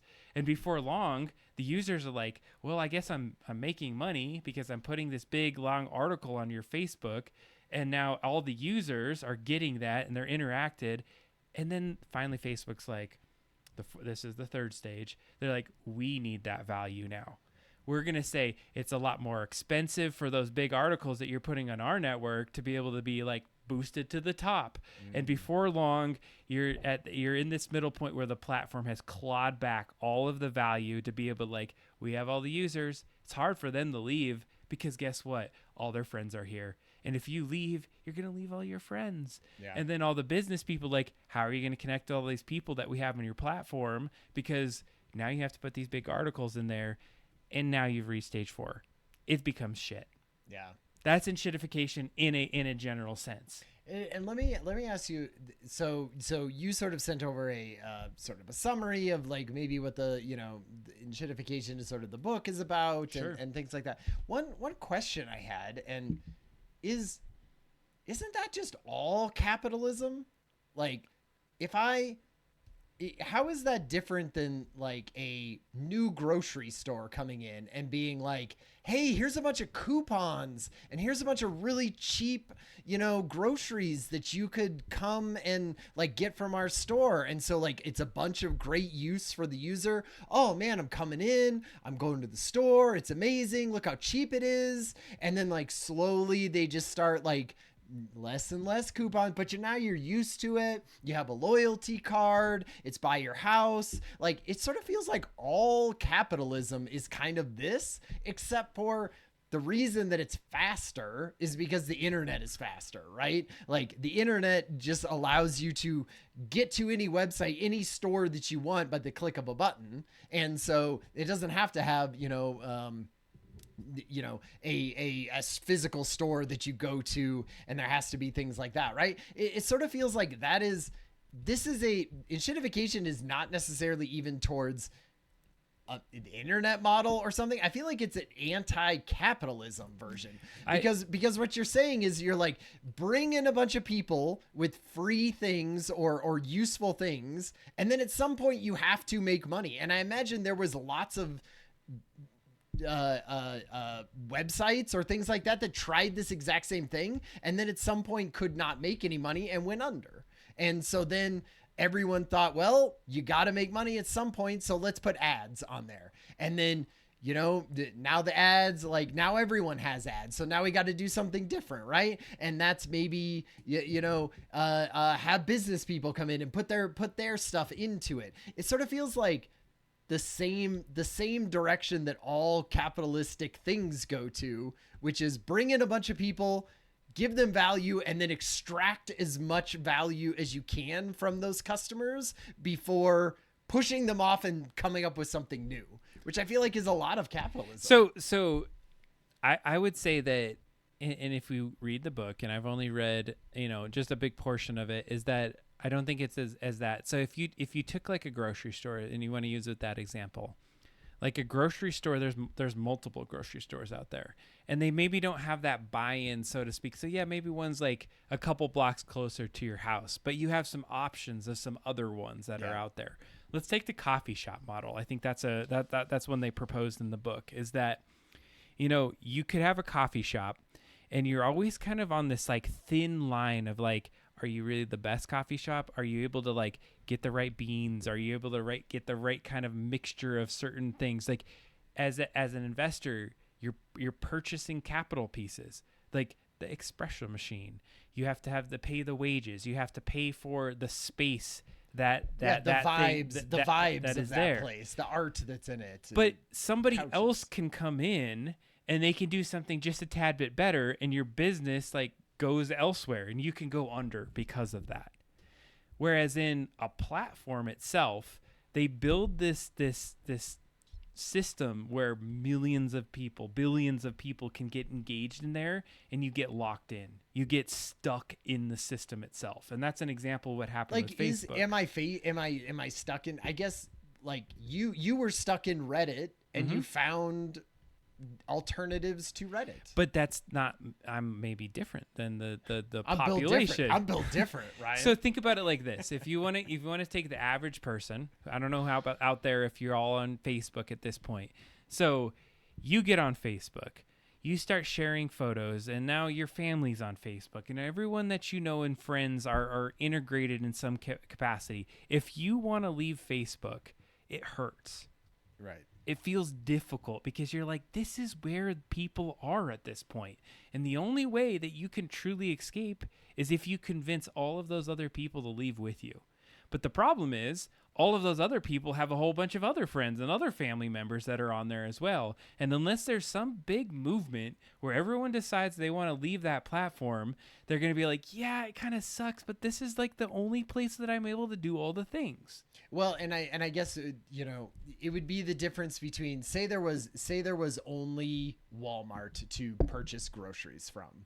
Right. And there was no King Soopers, and there was no Safeway, and there was no anything. There was Walmart, and there was like the local tiny, little grocery store that's like 10 miles away from your house, and, had half the stuff in it. And you'd be like, ugh, maybe I'll just keep going to Walmart, right? Like, I think the biggest part of this versus the real life situation is that all of those other companies have purchased everyone else, right? So that there is no competition for them. And so if you're not on Facebook and you're not on Instagram to follow your friends and stuff, like, where the hell are you? You're hanging out by yourself on till days. Well, and that's where I'm going to get into in a little bit of like some of the intentionality that you have to be able to like break yourself out of some of these systems that are out there. And like, let's just take another example, like Amazon. Amazon's a good one, because if you were to go into Amazon, what you're essentially doing is if you buy their membership, is you're prepaying for it, right? So you prepay for a membership. Initially, it used to be based off all of this logistics. We can get you something really, really quick. You don't have to pay if you want to return it. Like, that sounds awesome. Like, I could go and buy all this stuff. And like, you build this model where then you're like, all right, we're going to bring these businesses in. And like, we have all these people that have gotten to this system because you can buy something, you can get it shipped to them. And we have all of these folks here. Why don't you bring your business into here? And then they started to up the price and the different kind of ways to say, oh, guess what? Your business, to be able to be like at the top of search, to be able to see these people and get these people purchasing your product, you're going to have to give us a little bit of this other additional money. Right. Or you want to be sponsored, a higher percentage. But one of the things is, think about it like this. And I don't know, you probably are on Amazon, right? Yeah. You pay something up front for the year to say, I'm going to get free shipping. Right. What's the first place you go to get something online now? It's Amazon, because you prepaid that. And now you're like, well, I'm paying for this thing. Yeah. So I want to get the value out of it. And the first thing I'm ever going to go to is it on Amazon first. Do you comparison shop? No. Right. Because you're going to go and get it on Amazon and you're going to be able to pull it in quickly. But I think what's happened, though, is that on the opposite side, all of these businesses that are in there, like, when's the last time you bought something on Amazon from some crazy, like, weird named store? It's because some of the original people that were in there that had really good stores that were working on that, they were able to deliver things to you that were of value and were quality. But over time, as Amazon was like trying to pull away some of the value from those business customers, like, guess what? You have to pay this fee to be listed at the top of search. You're going to have to pay this fee, and actually, like, don't direct ship from your place. You need to put your product over in our centers so we can ship it faster to you. Yeah. And you have to pay us a little bit of fee for us to do that. And so they start to draw out some more and more fees from these folks that are these business users, and then they get trapped in this situation where you're in there, you want to buy everything on Amazon. These other folks are having to pay these high prices for it, but this is the only place that they can get to your customers. And then you create this enshittified experience because, number one, some of those things are not the best. They're trying to like, well, how do I sell this thing to these users? And I can't spend all this additional money to give you a valued product. So you're maybe going to get like a half-baked product by some of these folks. Do you see where I'm headed with this? No, I feel like I feel like it, in some ways, it comes down to just lack of competition. Because if there was other Amazons for you to choose from, you would be like, it's a monopoly, though. Well, like, the hell with this Amazon. I'm gonna go to Walmart.com and do their thing and buy it from there. But they're having the same model, right? Like, everyone has the same model, so they have the same model. So you're sort of just like built into each one of those. So I think, like, if you want to take this and because you said, hey, let's zoom through the past, and we just spent a lot of time on the past, is that this is what's been happening. You get a platform, you get users all excited, you get them in there. Once they're in there, they're hooked, they're locked in. And then once you figure out that lock-in, you sell it to the business users, you get them all locked in, and before long, you're drawing it all back on yourself. Yeah, and so say there was so we're talking about that being what it was before, and that's sort of the I mean, it's the now, it's happening. But like it was a build up to that. like over the last 10 years, I mean, that's what Amazon was doing. They're not doing it. I mean, they're doing it right now, but they were also doing it 10 years ago. So that's sort of if we were going to go to now, when we talk about AI being as part of this, does that seem like something, obviously we always said that like the ramp ups are faster for this type of stuff. The ramp up for the internet was a hell of a lot faster than it was for the adoption of computers, right? And the computers was a hell of a lot faster than it was for, the printing press. And so is AI just going to, make enshittifying platforms just happen in a faster way? Well, I think that's a good transition. And so, one thing I would just say to kind of like land the plane maybe on Amazon, because it could build on this later, is that another thing of Amazon is like Amazon Prime. We didn't even get into that. Like, think about once we got into Amazon and they started to deliver movies or books that you can read. What was one big thing that they did with that? They put DRM on it, so digital rights management.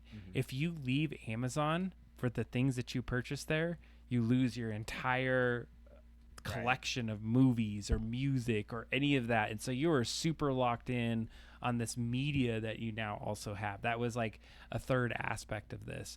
So they locked you in and you're stuck. And so one of the things about enshittification is a lot of these places they don't crash completely. They stay at this like enshittified state where they balance it just enough where you're still sticking around because you have the stuff that you need there. And I think this is where it's been up to this point. AI steps into the ring. And so going to the present, like you just asked, is like, now we're starting to see AI come into that. And I think there's a couple different angles we can look at. So AI can probably be enshittified as well. Think about just ChatGPT or any of the AIs that we're currently working with. Like I'm like fearful of what just AI enshittified is going to look like in the next couple of years.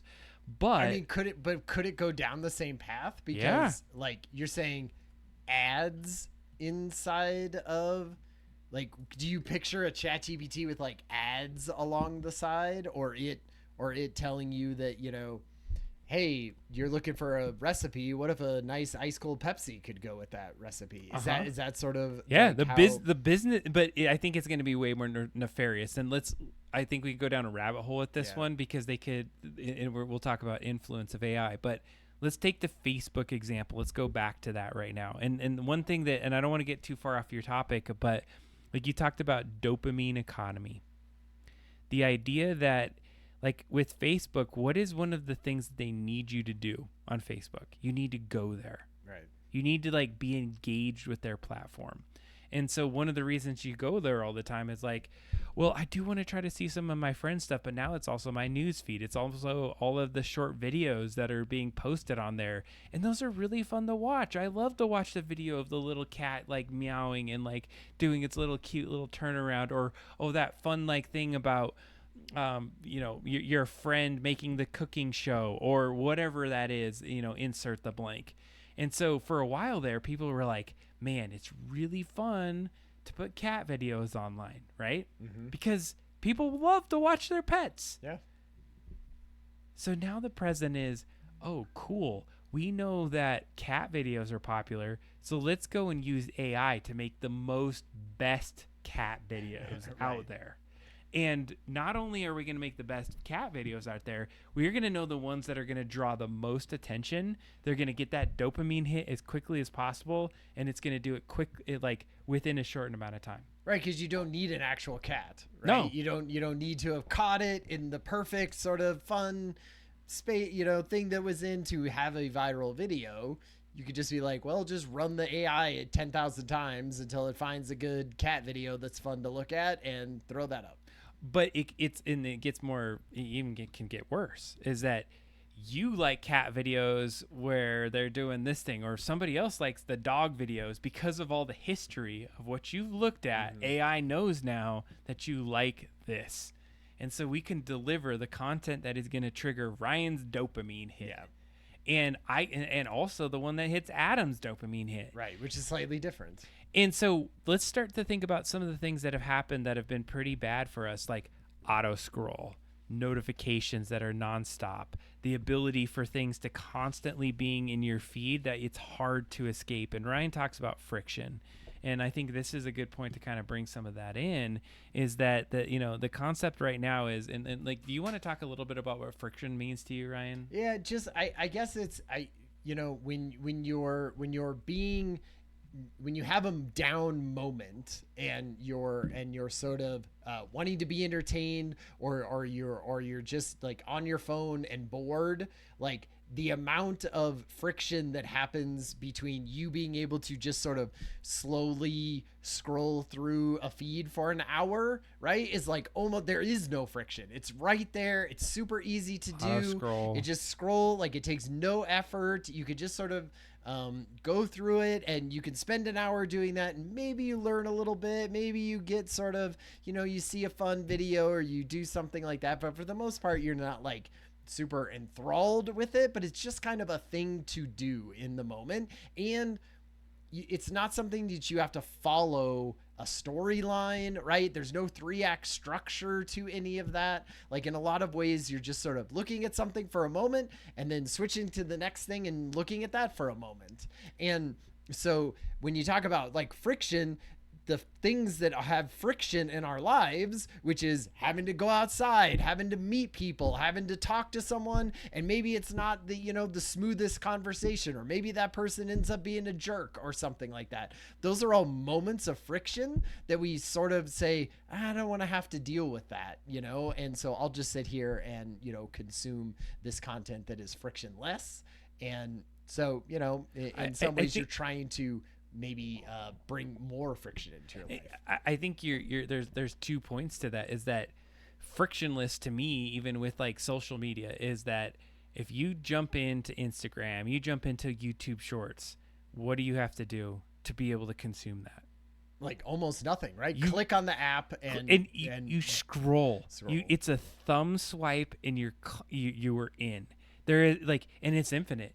You will be swiping, perpetually until your brain, for even just a second, like maybe somebody makes a noise or an alarm goes off, and then just for like a fraction of a second, you get distracted and you're like, what the F am I doing on this, like this device?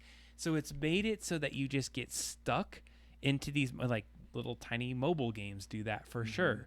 It's like so frictionless, like right when you turn it on, you're enthralled. There's just enough dopamine that's hitting you in your mind that you're just like, you're stuck. Now you're engaged. You're part of the platform. Ads are being delivered, throughout that kind of engagement. Like how many times when you're swiping on a YouTube short, like an ad comes out and you swipe away from it quickly, but you're going to see it 40 times in the time that you're in those YouTube shorts. And now in your mind, you're going to go be buying Blue Chews because you really need to make sure you're good for that. Like, like that's an example of where it gets into your mind space. And so I think friction to me in a space is, where are the ways that you stop for just even a fraction of a second to let your mind think, should I be doing this? Yeah. Can I extract myself, and should I be doing something else in reality? Yeah, and to me, it feels like, so we can even talk a little bit right now, because I think this is a great, like, into that is like, so Meta put out an AI app called Vibes. Yep. And it's just straight up AI. It's AI TikTok. It's just TikTok with 5 little 10-second little AI created videos. There's nothing else. It's just AI. It's just slop constantly in there. And of course, that's what I would expect from Facebook. Like that is par for the course for them. So OpenAI, almost virtually the same type of thing, right? It's a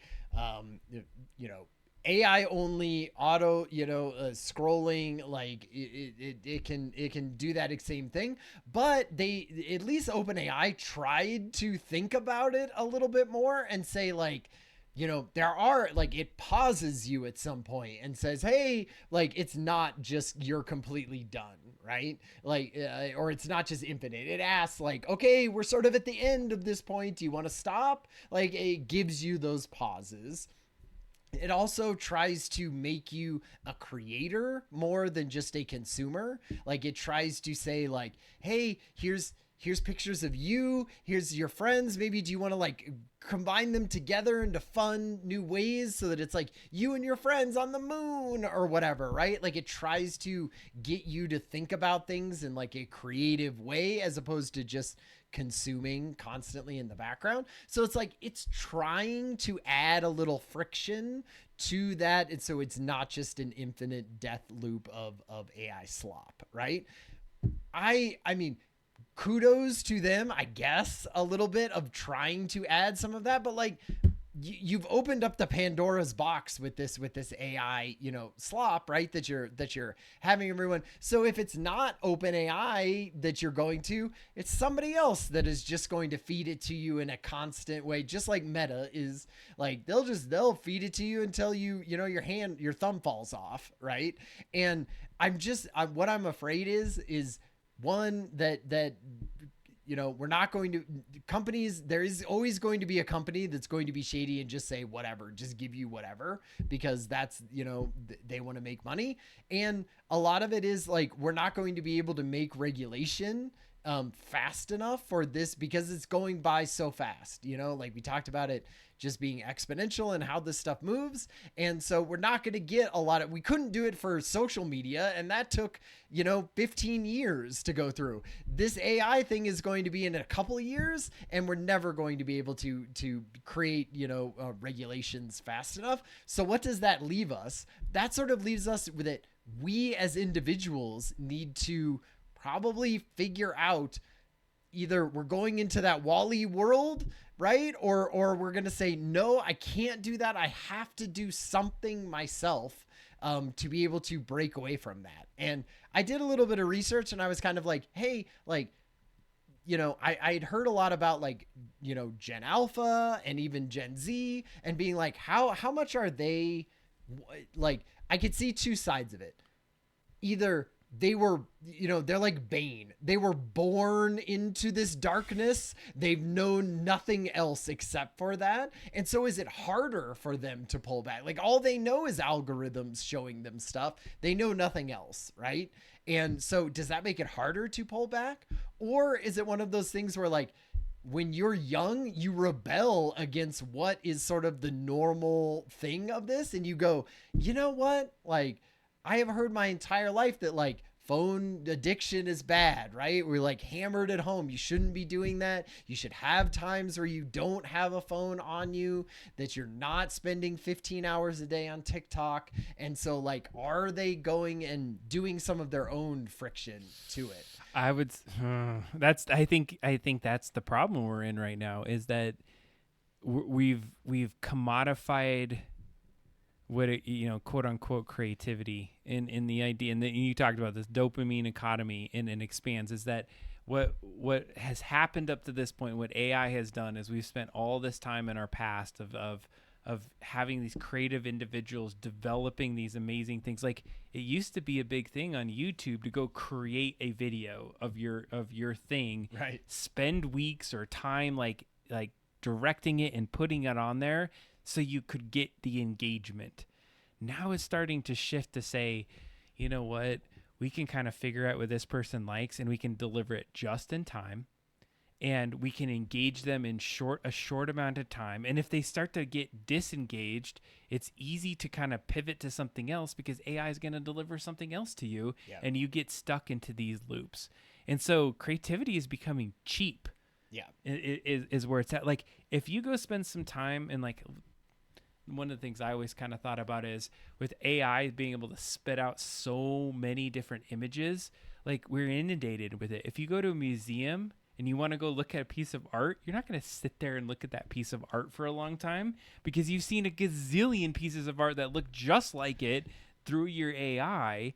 And that's where I think that I start to get that we're at this point where AI slop, or this AI kind of economy is being created to where you can get exactly what you want to see. It's going to like jingle the little bell in your brain that releases the dopamine, and you're stuck in this loop of looking at the things over and over that you like to see.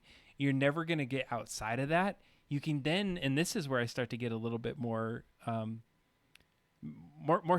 scared is maybe the wrong word, but more fearful, not optimistic. Yeah. Is that how does that start to then get used against us? Like we're at the very get-go, like, oh, cool, we can use AI to get people engaged, so we can get them to like buy this thing, because every so often we're gonna throw in this little insight about whatever product, and maybe you don't even know you're being like told to do this product. Yeah. Imagine that you're on YouTube Shorts or Instagram, and as you start to scroll through your videos, there's your cat video. But every so often in the cat video, maybe there's like a little product placement, and you just happen to maybe notice it off to the side. Yeah. And then as you keep doing that, product placements there, product placements there, product placements there, and then eventually you're buying that product because it influenced you. Yeah. Well, that's the nefarious thing about AI, is that like it can be very subtle and it can have long timelines, right? Like if you're building a movie and somebody has to sit down for an hour and a half and watch that movie, like you're going to have to put in your product placements. They're going to have to be sort of obvious so that you can see it. But if I sit down to go through YouTube Shorts and I watch 800 YouTube Shorts, right? Like it can be so subtle in there that it's sort of building that in the background. I mean, then you're talking about like, oh, great. Well, you know, the Trump administration is thinking about buying TikTok, right? And having that. What stops them from subtly putting into a bunch of these different where they couldn't do it now, because like you'd have to pay people to do a thing and create the video and have a very subtle thing in the background, and it would be this massive expense, and people would hear about it, and there would be, you know, like, oh man, the Trump administration or the administration is paying all of these influencers. They would be like long news cycles about that, right? Where instead right now, like or in the future, when all you have to do is, you know, have the AI do that very subtly and over time, like, man, I feel like it could really, you know, we had on here, I like there was a thing about it where it said before it was like AI was sort of subtly getting you to be addicted to the thing that you were watching, right? And so it was all about attention and getting your attention. And now, like at this point, they've already got your attention. It's narrowed it down to a few really big, gigantic companies, and those are the only ones that you're going for that type of stuff. And so now it's going to subtly change what your opinions are about things and be in there and saying, okay, like, be open to this idea of technology taking over or whatever, or you being fine with, you know, having this class system that we have or things like that. And that's where I'm the biggest worry about it, is that it can be so subtle at that point because it doesn't take large production studios to make all of it. And quick. It's subtle and fast and customized. Yeah.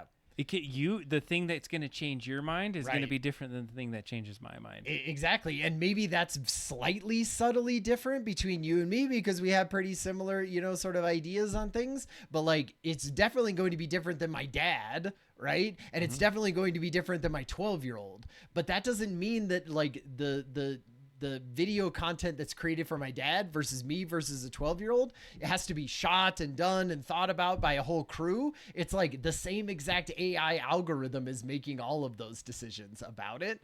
And especially because they know so much about us. And funneling us towards some of the similar kind of like maybe propaganda or things that maybe, you know, the AI at some point, it's the AI is going, there doesn't need to be AI regulation, you know? Right. And it just sort of builds that in. And so eventually the topic just sort of goes away from AI regulation at all. And we just allow AI to do whatever.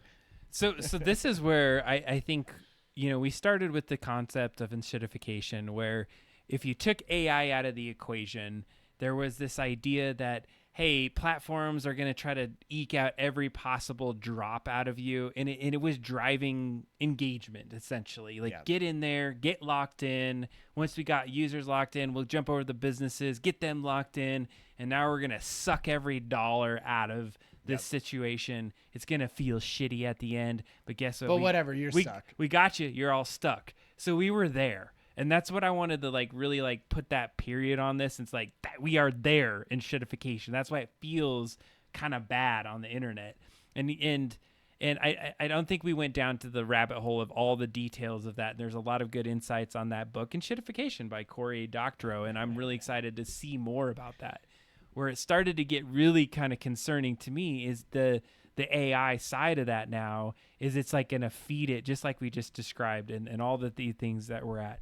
So I kind of had some questions I wrote for myself about this. Is that like, is entertainment like really this like form of control that is now starting to be created because AI is in space? Like, you could go build a video and he said it took weeks before, but now that it takes seconds, is it something that can be used to control our minds in a different capacity if we're having to scroll through these little like clips over time? So what effects does this have on humans over time?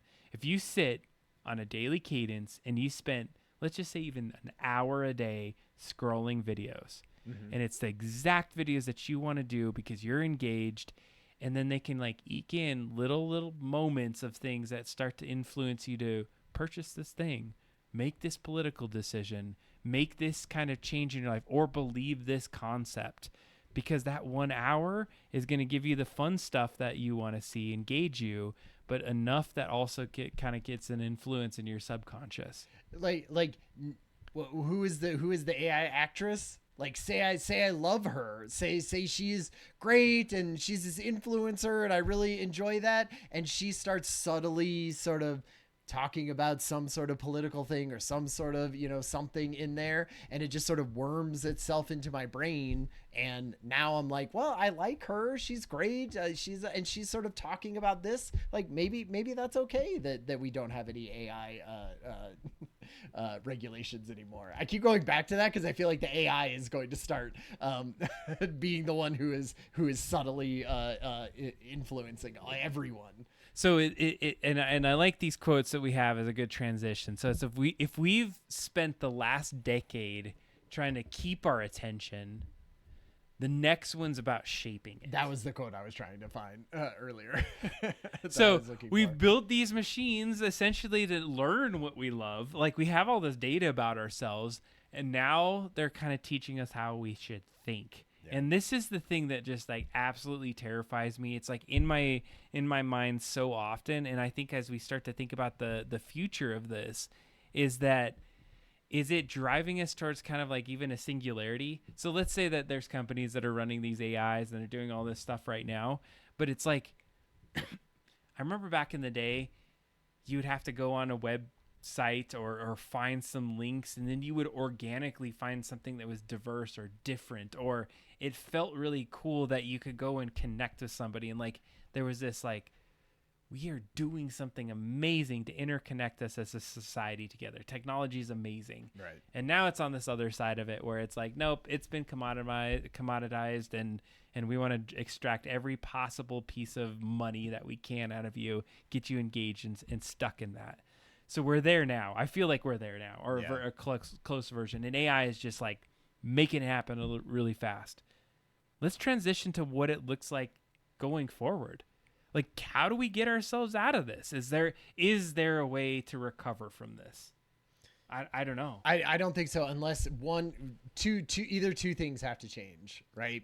You can't have a capitalist society, like, because all of this goes towards some company wants to make money or be in power, right? And so if you take away those incentives, then I feel like a lot of the times, you don't it's hard to think about a society where you have all of these bots making AI and trying to push people towards something that doesn't go towards making a company money. And so you're like, okay, that could look very different. The other thing is, I feel like it has to be a thing where a societal upheaval where you just say, hey, I'm not going to entertain myself in that way. Like, there are other ways to entertain myself, right? That don't include that. If maybe it's board games, right? Maybe it's physical athletics activities. Maybe it's volunteering somewhere. Maybe like I need to fill up my time with things that aren't like short form entertainment, right? Because I feel like that is the most nefarious and the most way that it could do that. And so if there's some sort of thing that just brings everyone to that conclusion and everybody goes, I have to uninstall these apps, right? Or I have to move myself away from that. And I think there have been in the past, like ways to say, hey, we're not going to go down that route anymore because we feel like it is so dangerous. And there could be movements, and I'm hoping what I'm hoping is like, no, not as many people smoke cigarettes anymore, right?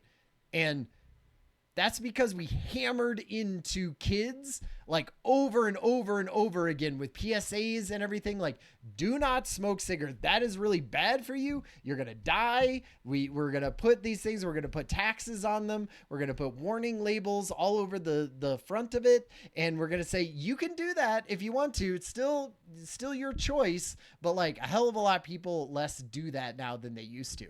And I'm kind of hoping that we could get to a point where maybe social media kind of has that same stigma around it, where a lot of people aren't smoking cigarettes and a lot of people go like, ooh, you're still on Facebook, or you're still like scrolling through Instagram for 6 hours a day. Like there's almost a just sort of a political or a societal backlash to it is kind of what I'm hoping. Well, and so I hear what you're saying, and I want to say something to Darth Gorkon out there, is that we're not talking about ads necessarily. We're not saying it's delivering of ads. We're saying that the content, the physical content that we're engaging with, right, has things threaded inside of it that are changing the way you think.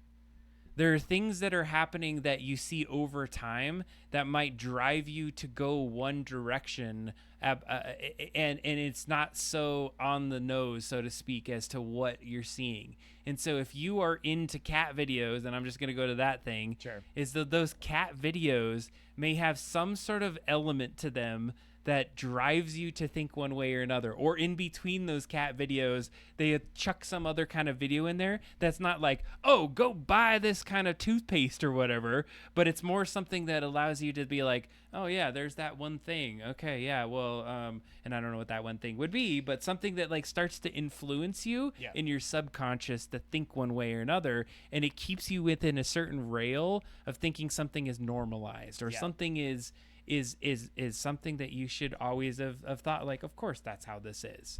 Yeah.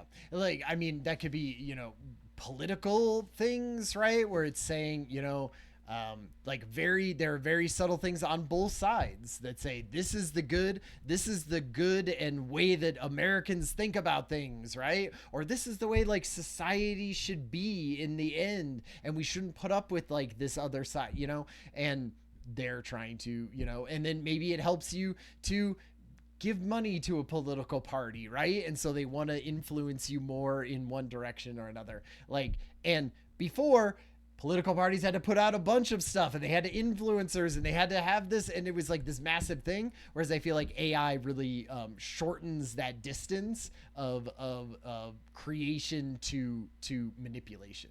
And I would say not only does it shorten the distance, but it's also saturating. Yeah. It's so like hard to like combat, and so to speak. So if you get on any kind of thing, like it doesn't have to be you scrolling on Instagram like you talked about. If you get online, or if you're going down the road and you see a sign that has something on it, or you're sitting in an office and there's a TV that's like showing some sort of whatever that might be, and if it's so easy for AI to be able to generate some of this content, it's going to start kind of funneling folks in a specific way of thinking easier. And this is where I wanted to bring up a topic, and I was really excited to kind of bring this up, and I want to talk about it.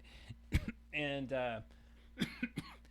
I didn't know I wanted to talk about this until just even today, and so I kind of jumped into this, and it gave me some words.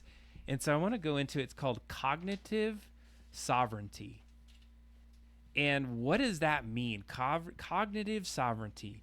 And why are we talking about it at this point?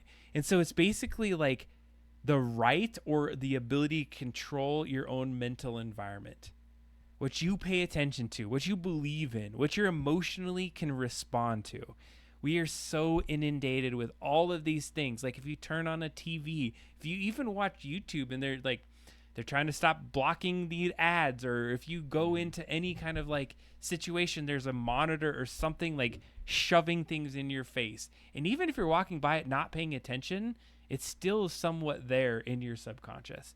And so I like the idea that this cognitive sovereignty would it would represent your autonomy over thought, your attention, your emotion, the way that we kind of shape the way AI systems work. I kind of think about it in a couple different ways. It's almost intentional. How do you draw yourself away from it? Darth Organa kind of mentioned that they put the phone away. You like take a conscious decision to say, I'm not going to do this. Yeah. I'm going to go out here and I'm going to go and experience life for what it is. I'm going to go meet with someone. I'm going to look someone in their eyes and I'm going to have a conversation with a human right now. And I've read recently that that's actually been one thing that's been a lot less happening in society, is that some of our younger generation will have a hard time looking at someone else in the eye and having conversation.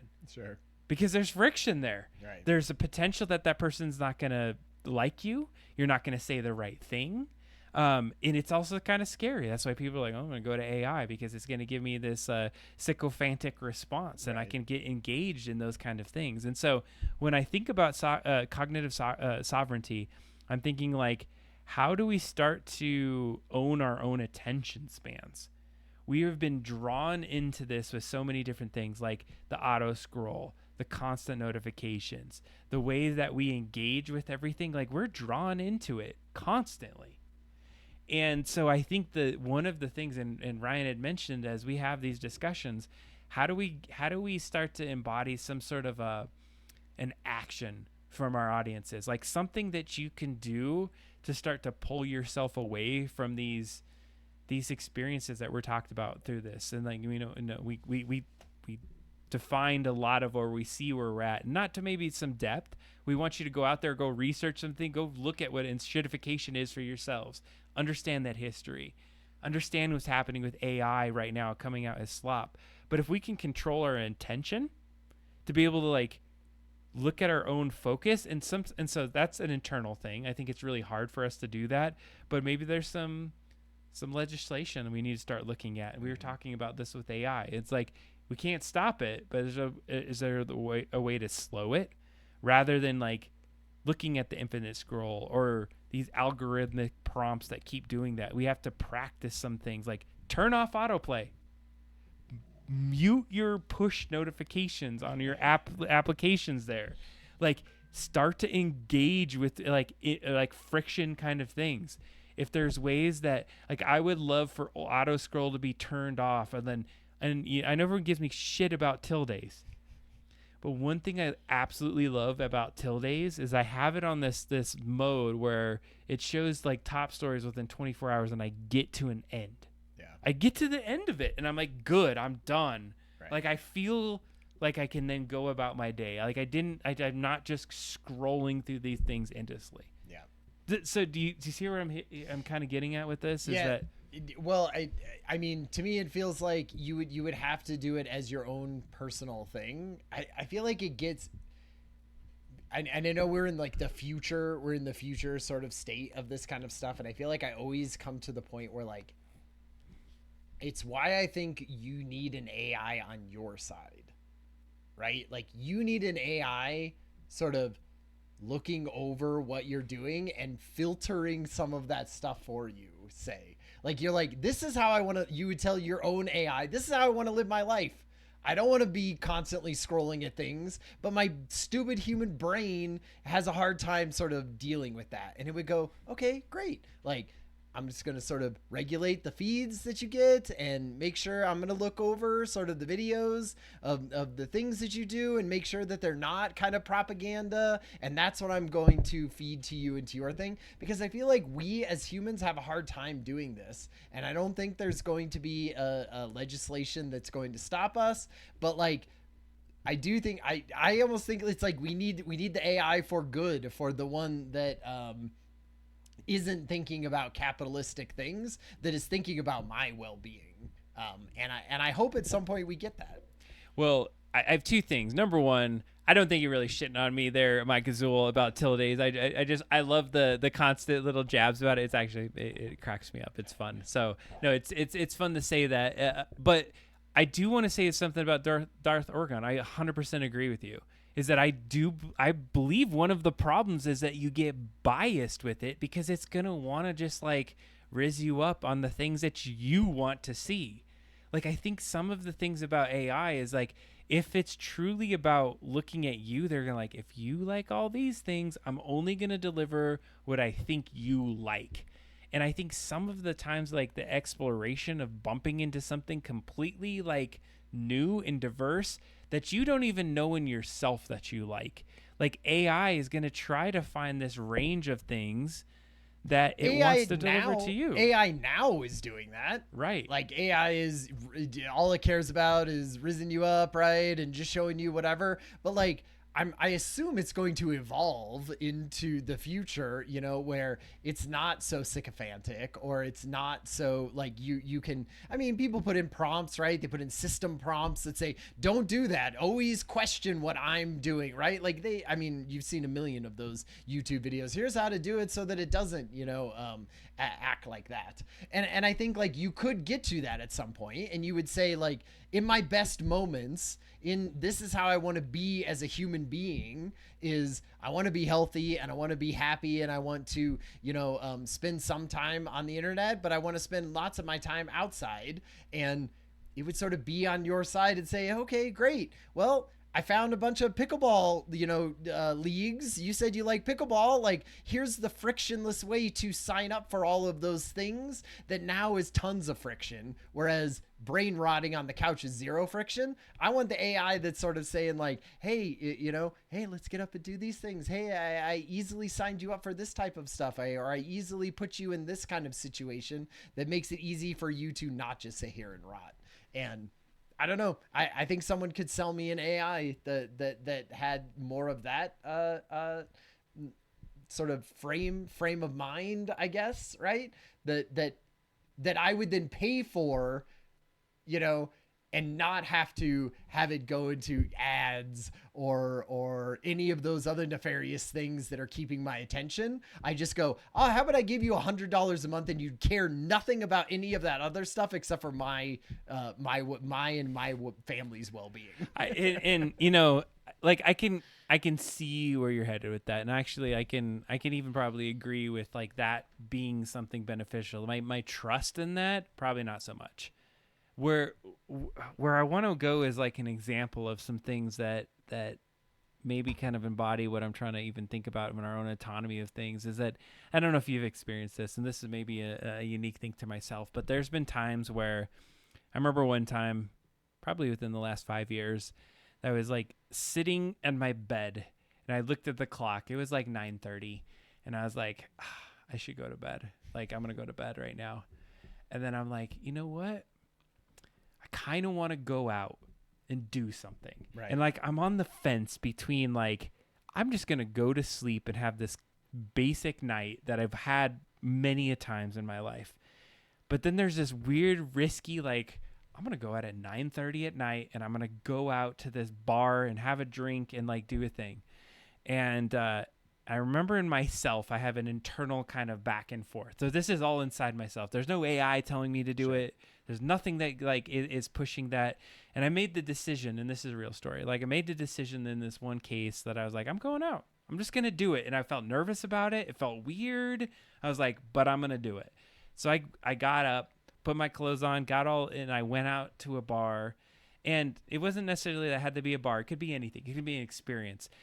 I met some friend there that had this like really in-depth conversation, which then like as that place was closing, I went over to a restaurant that was out there and I had another big like mind-blowing experience, and I made a connection with somebody that ended up becoming a friendship. And like just the idea that I drew myself into that and I moved into like what AI would have told me, go out, have that conversation, have that experience that's a real life experience. It could have pushed you though. Like the next time that happened, it could have been like, hey, remember that last time when you went out and all those amazing things happened, right? Like But hey, would it do that know? again. Would it know that? That's what I'm saying. Like, it's one of those things where it would have to be listening to you and knowing all about you all the time to make those decisions, like, sort of for your benefit. So it would have to know. It would have to be a pin that was on you and constantly recording everything that you're doing. But I think that, like, undermines my own autonomy and my own intention to be human and to make these decisions for myself. And I guess what I'm maybe saying is that I understand. I can see where you're coming from. Like, how it can help some folks that would really be stuck in a situation where they go to the bed at 9:30 every single time, and if there was there's times where we maybe need to set that down and, like, be in our own heads and think critically enough that we need to do something different. Like, put the effing phone down and go do some piece of art. Go draw something. Like Inktober is a great example of that. Is that I'm not using AI. I'm like using my brain and a pen and drawing on some paper and, like, coming up with concepts that I'm able to put out there myself, and nobody's pushing me to do this kind of a thing on there, and I feel more whole because of it. It fills me up in a different capacity. Someone is pushing you, though. Like, the community is pushing you, right? You and people. I are people. Humans are doing that, right? Humans. Like, so there is influence on you right now that you're saying, like, the reason that I'm doing that is not just for my own.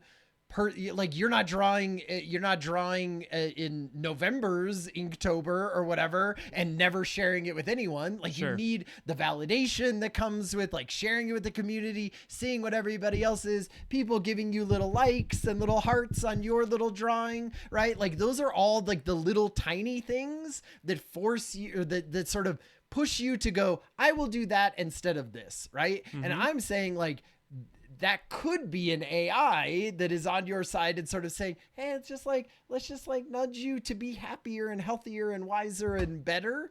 And that you wouldn't have to use your own,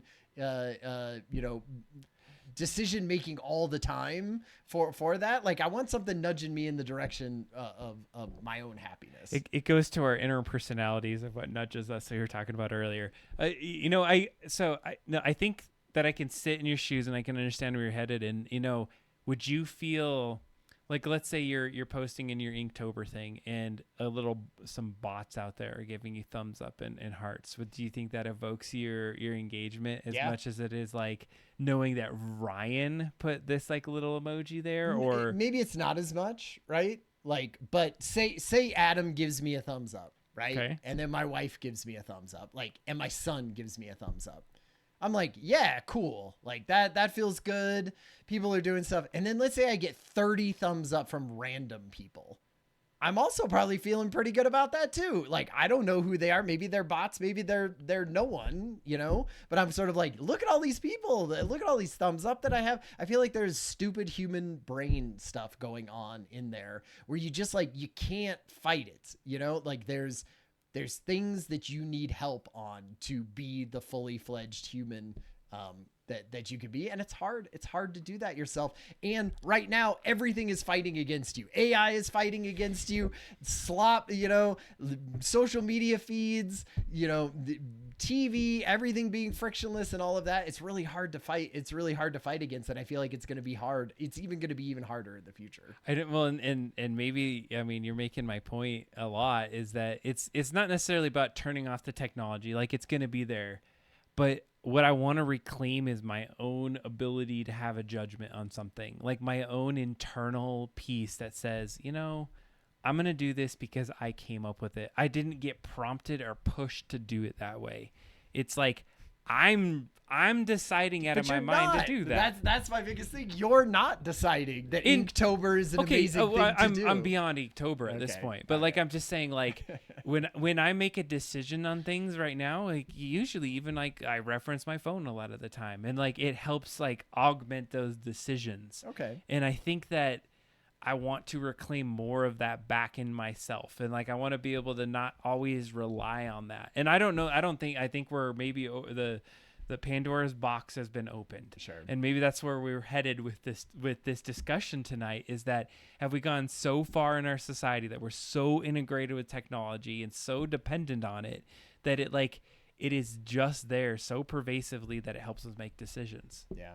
And I don't know, maybe I'm just like nostalgic on a life that I used to know back in the 80s and the 90s where things didn't maybe push me as hard. But you know what? Probably did. Probably watched news and all these other things, and that got us to go there. Propaganda has been around for a long time. My parents, locked up the TV, though, so I didn't get to watch TV. It's true. They had a little lock on it. But no, I love this conversation because I don't think that we can come to an answer at the end of this night. No, absolutely not. And I feel like, we could say, oh, I wish an AI was, I could say that, oh, I wish an AI, but like an AI ain't doing that right now. So the only person that can do it, the only person that has agency in your own life is you. And if you feel like you're doom scrolling too much, or you feel like you're spending too much time in a frictionless world of just the lazy propaganda and entertainment, that you have to be the person that says, I'm going to go get dressed at 9:30 at night and go out and have entertainment, or I'm going to join a softball league, or I'm going to, have a conversation with my next door neighbor that maybe has a different political view than I do. And it might be awkward, but I might also, learn a fun thing about what they're doing this weekend or something. It's like bringing that friction into your lives. Darth Gorokhan had some suggestions in the chat here, or of just like ways to put, almost like force yourself to only, use your phone. Like there are apps that can limit that.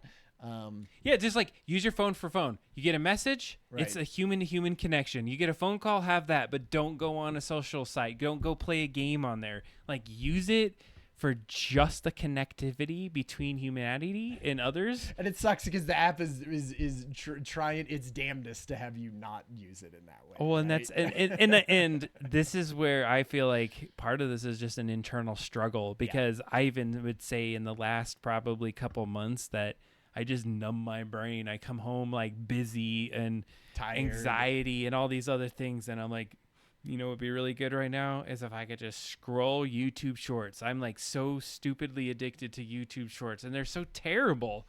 And yet I just can't stop doing it. And there's moments where I'm like, what the F am I doing? And like chuck my phone to the side of the bed. And then I'm like, and then, oh man. And so that's why this like hit for me this week is that I feel like I've been pulled in. Even being cognizant of it, it's hard to, pull myself away. It is. I feel like, it's 10:30, so we should be wrapping up. Like the big thing for me is just know the future is going to be even more frictionless and pervasive in that kind of stuff. And you are probably going to have to take it on your, don't think the government is going to come in and regulate things. Don't think that AI companies are not going to try to make money or be influential. Like it's likely just going to have to be us, it's going to have to be you and your determination to not be sucked into those things. And it's going to be hard, and it's going to be awkward, and it's not going to work every time, and you're probably going to fail sometimes, and you're going to slide back into doom scrolling or whatever. But just know that like happiness does not lead down that path. That happiness typically comes with real connections with real people and doing things out in real life, and that always have that in the back of your mind. You've eloquently, put some end notes on that, right? And if I were to plus on that, it would be that if we can start there, and we can start to make efforts to do things in terms of certain legislation to maybe slow some of that down, to break up some of the monopolistic things that are happening out there, that I think that we shouldn't just 100% give up and let the corporations or whatnot make that happen. Yeah. But you do have to start from yourself. You have to see the value in that and build that out. And I just hope that there's enough people out there that can critically think that way, and that we can make some movements. Because I think there's enough people that are just completely okay being sheep and letting that happen. Right. And being passive. Being passive and saying like, this is where I'm going to be in that life. And you know what?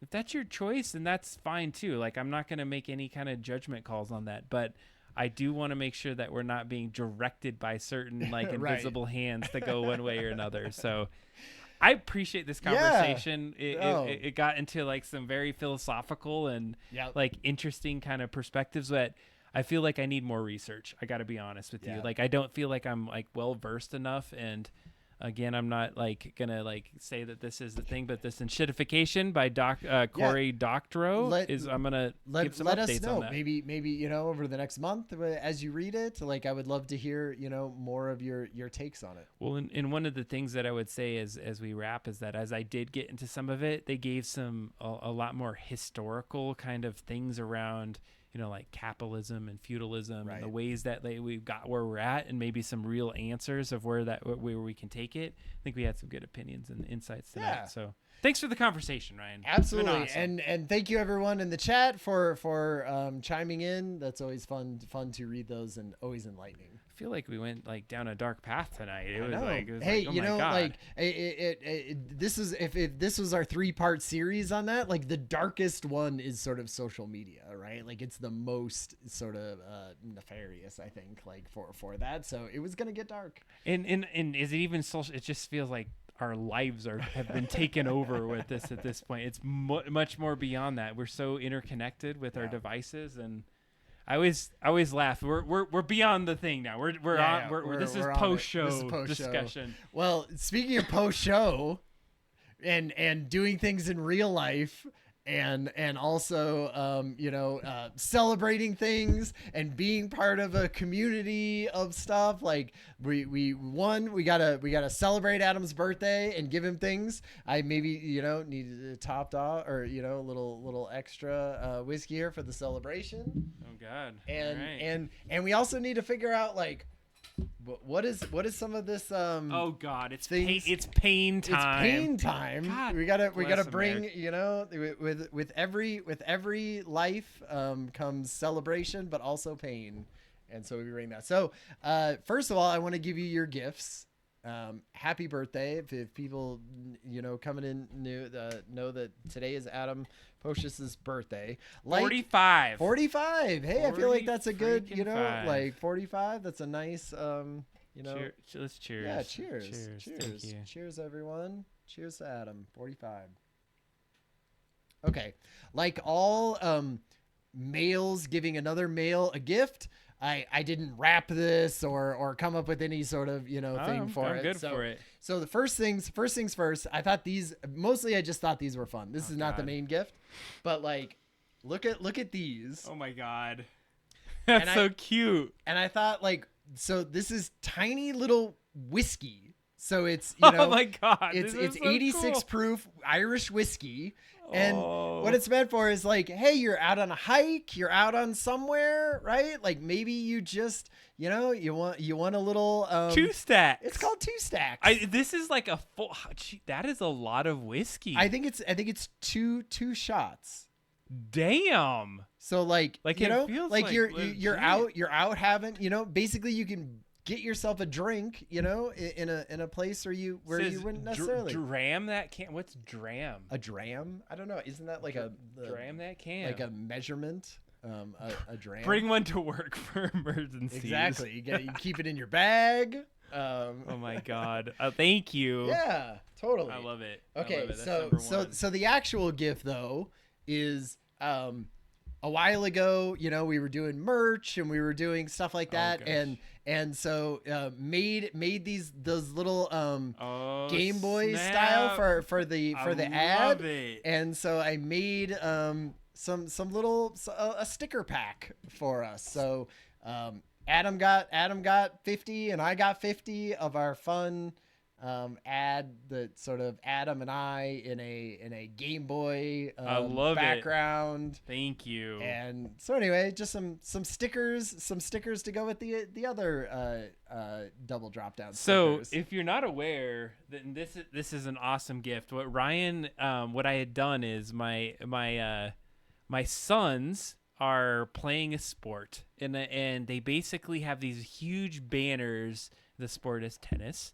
And they say, go and talk to local businesses and get them to give them donate money. Right? Donate money, and we'll put their ad on this big banner, and we're going to hang it on the tennis courts, and everyone's going to see it for the next year because we don't take those banners down for a year.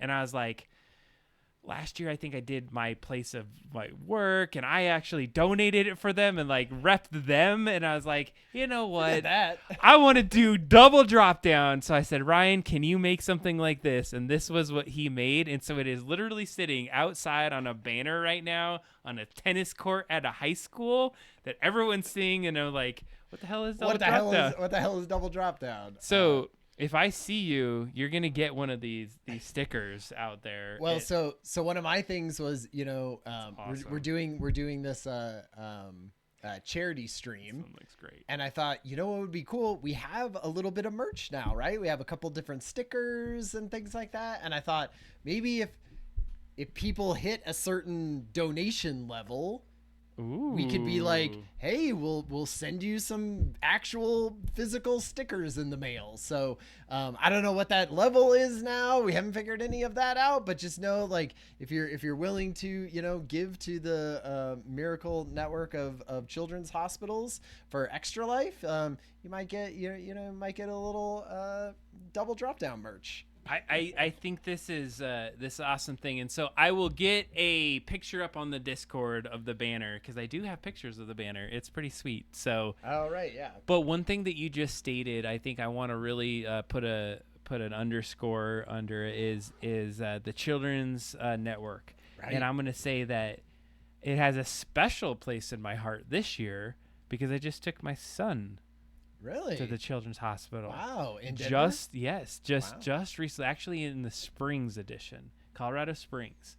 And so, without revealing much, is that my son actually has to go to the Children's Hospital Network. And so, this year I'm going to be really driving towards it because the experience was amazing. Nice. Being able to like work with the folks going in there. I don't know if you've been in there recently, but walking in, the experience was great. The way that you check in, the way that they like treated you, the kind of care that you've been able to get. Wow. It's been amazing. So I'm a big proponent of it. And so a personal like benefit in terms of, insurance and being able to pay for it is something that I do. Sure. But those that may not have that capabilities, that's what we raise the money for. They're still getting that same level of care and, done, but not, they don't have the means to pay for it. Then I feel like, that's what we're about, right? That's why we want to raise money and give money to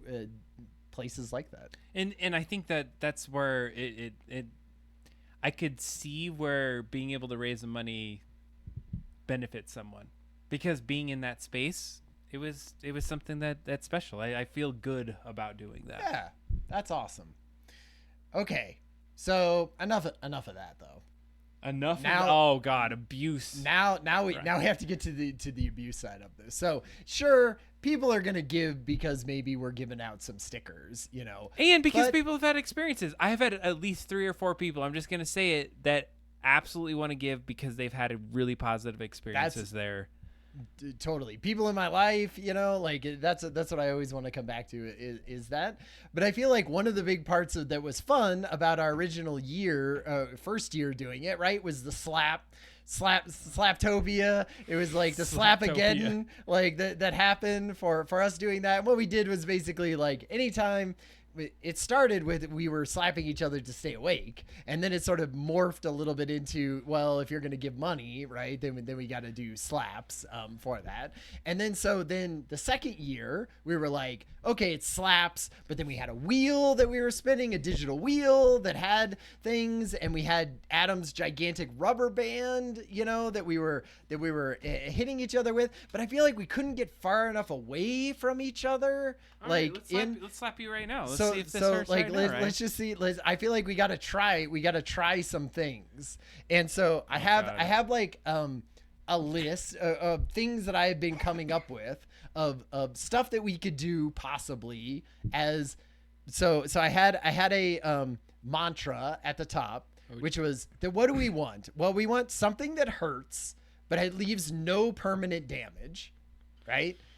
Something that plays well on camera, and something that's easy to repeat. That was sort of like the thing that I had as I was coming up with ideas.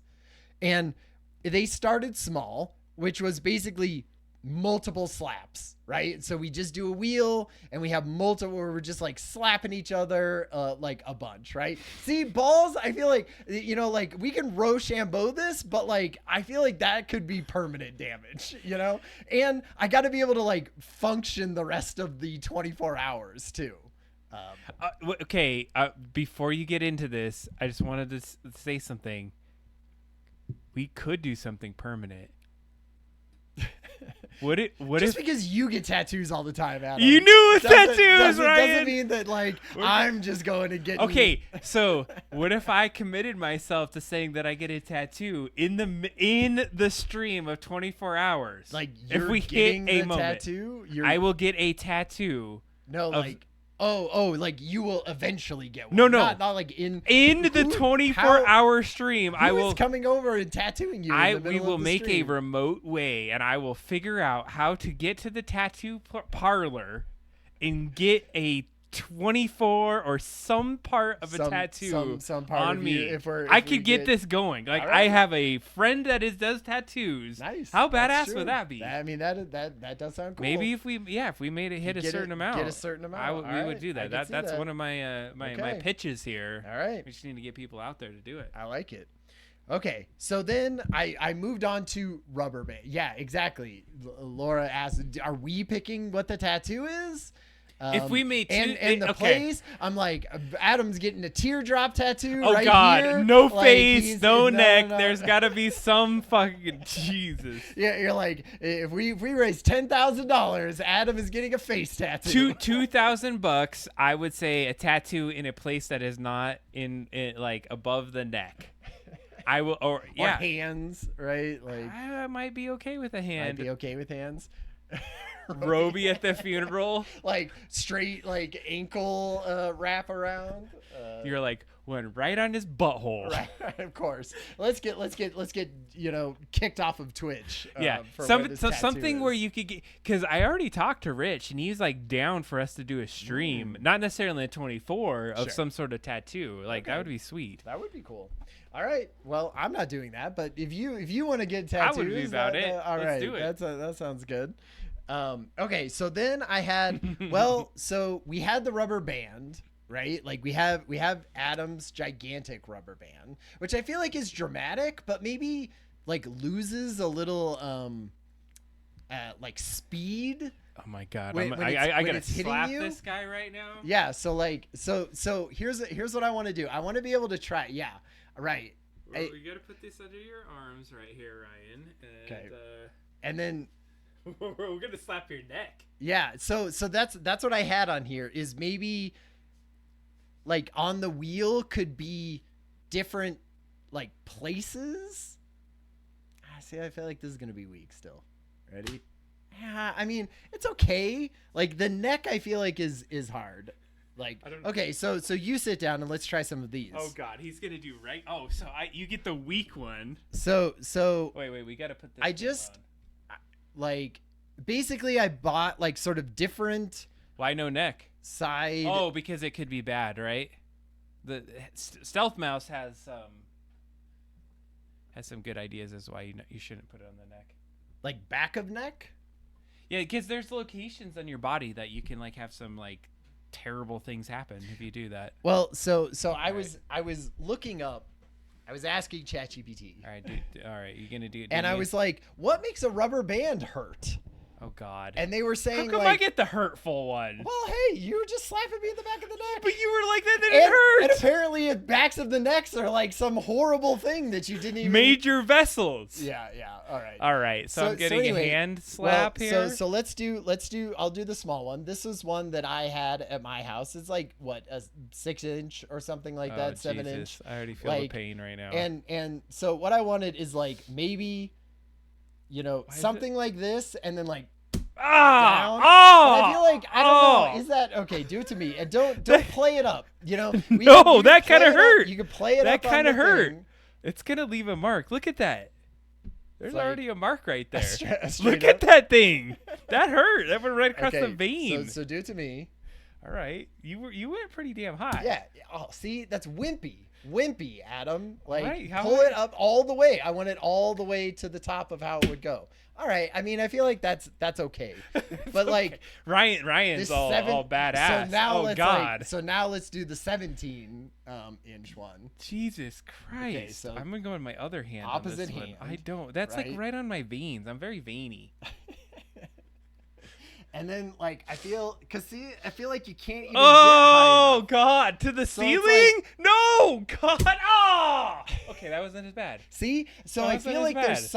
there's something about, like, The slender version like, of it wasn't as slender bad. is better, right? Because I had that same thing. Is I was like, Right. right, see, there's the original. That's the original versus. Like the original, and see, like, this looks so much more dramatic, but it's actually hurts less than the smaller Like version it hit of me it. right in the worst place. And so what I feel like is what we need is a thin but very long version of this that then you could pull out. Oh my God. And be like, and see, because I want it to leave a mark, right? Like you want it, like you want it to be able to leave a mark, perhaps, right? So I'm thinking maybe we got to find a thin this like version, but that's maybe as long as this one, but thin. Okay. That's terrible. That hurt, Ryan. So good.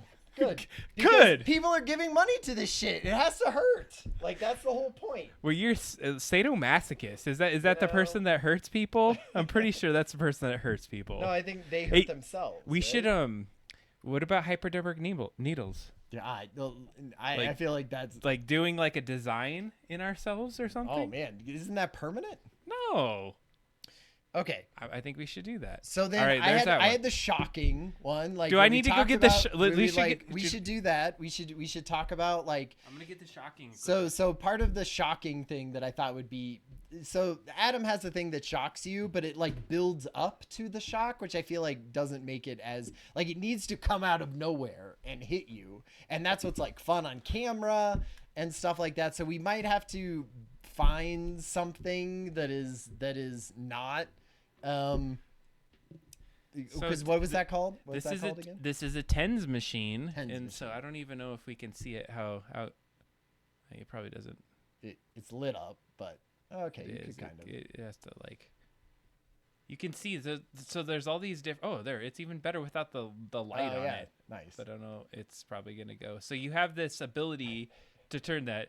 You two are getting kind of weird. You know, it's like this is the planning that has to happen. We have to have the torture. Like, there's likely to be not just our normal crew. You guys are the normal crew. Who's ever hanging out now is like the normal. We are the ones. You are the ones that get. Ryan here is getting way more about the pain side of this. Like this is normally a me thing, but you're getting crazy. It's like on how many people were excited about the slaps in the original year, right? And so I want to be able to do something like that and build up that same sort of like enthusiasm that we had. You're gonna be like, you're gonna hold this bulletproof vest, and I'm gonna shoot you. You know, we're not through everything, so you know. Oh my God! No, it's not. But, okay. This is not kink, not okay. Kink. So you're gonna shock me with this All right. we're gonna do the shocking here. So if you've done a tens machines, you put the things in two places. I did this earlier on Ryan actually. Yeah, we were trying this out, and let's see if it sort of does the same thing. I don't know. His arm is going up when we did this. So it was like further up my arm though. I got to change the mode. So what I'm basically going is, and it's hard to see when this light is on. I don't know if I can turn this light off. I don't think I can. So I'm going to this mode that is supposedly like. Well, you got to get your hands out of the way because the fun part is seeing my arm getting shocked. Okay, right? Put your hand a little bit this way, right here. Okay. There you go. Let me. I'm gonna go to this mode. I'm gonna put it on level 2, which is the best mode. Level 2. That's like level 2. Are you feeling it yet? Yeah. It feels like you accidentally touched something that was sort of. See, and like you can see my hand. You could see some of it. Well, it's hard to see on camera, but some of his veins are. I'm going up to the like max amount on this. Yeah. Let me go to a different mode. Let me go a couple different modes. because I wanna be able to like see my arm twitch and stuff. Oh Jesus, we may need to read. Yeah, like Stella, just put it on your balls and get this over with. All right, we'll go in this other room. All right, hold on. Let me reattach this right here. Okay, Right. Here we go. This one is supposedly like acupuncture right now.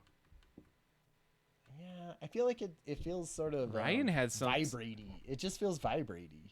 Well, it's probably not meant to be like. It's not meant to be. It's not meant to be a torture device. No. Do I need to bring the other one out? No, we're not.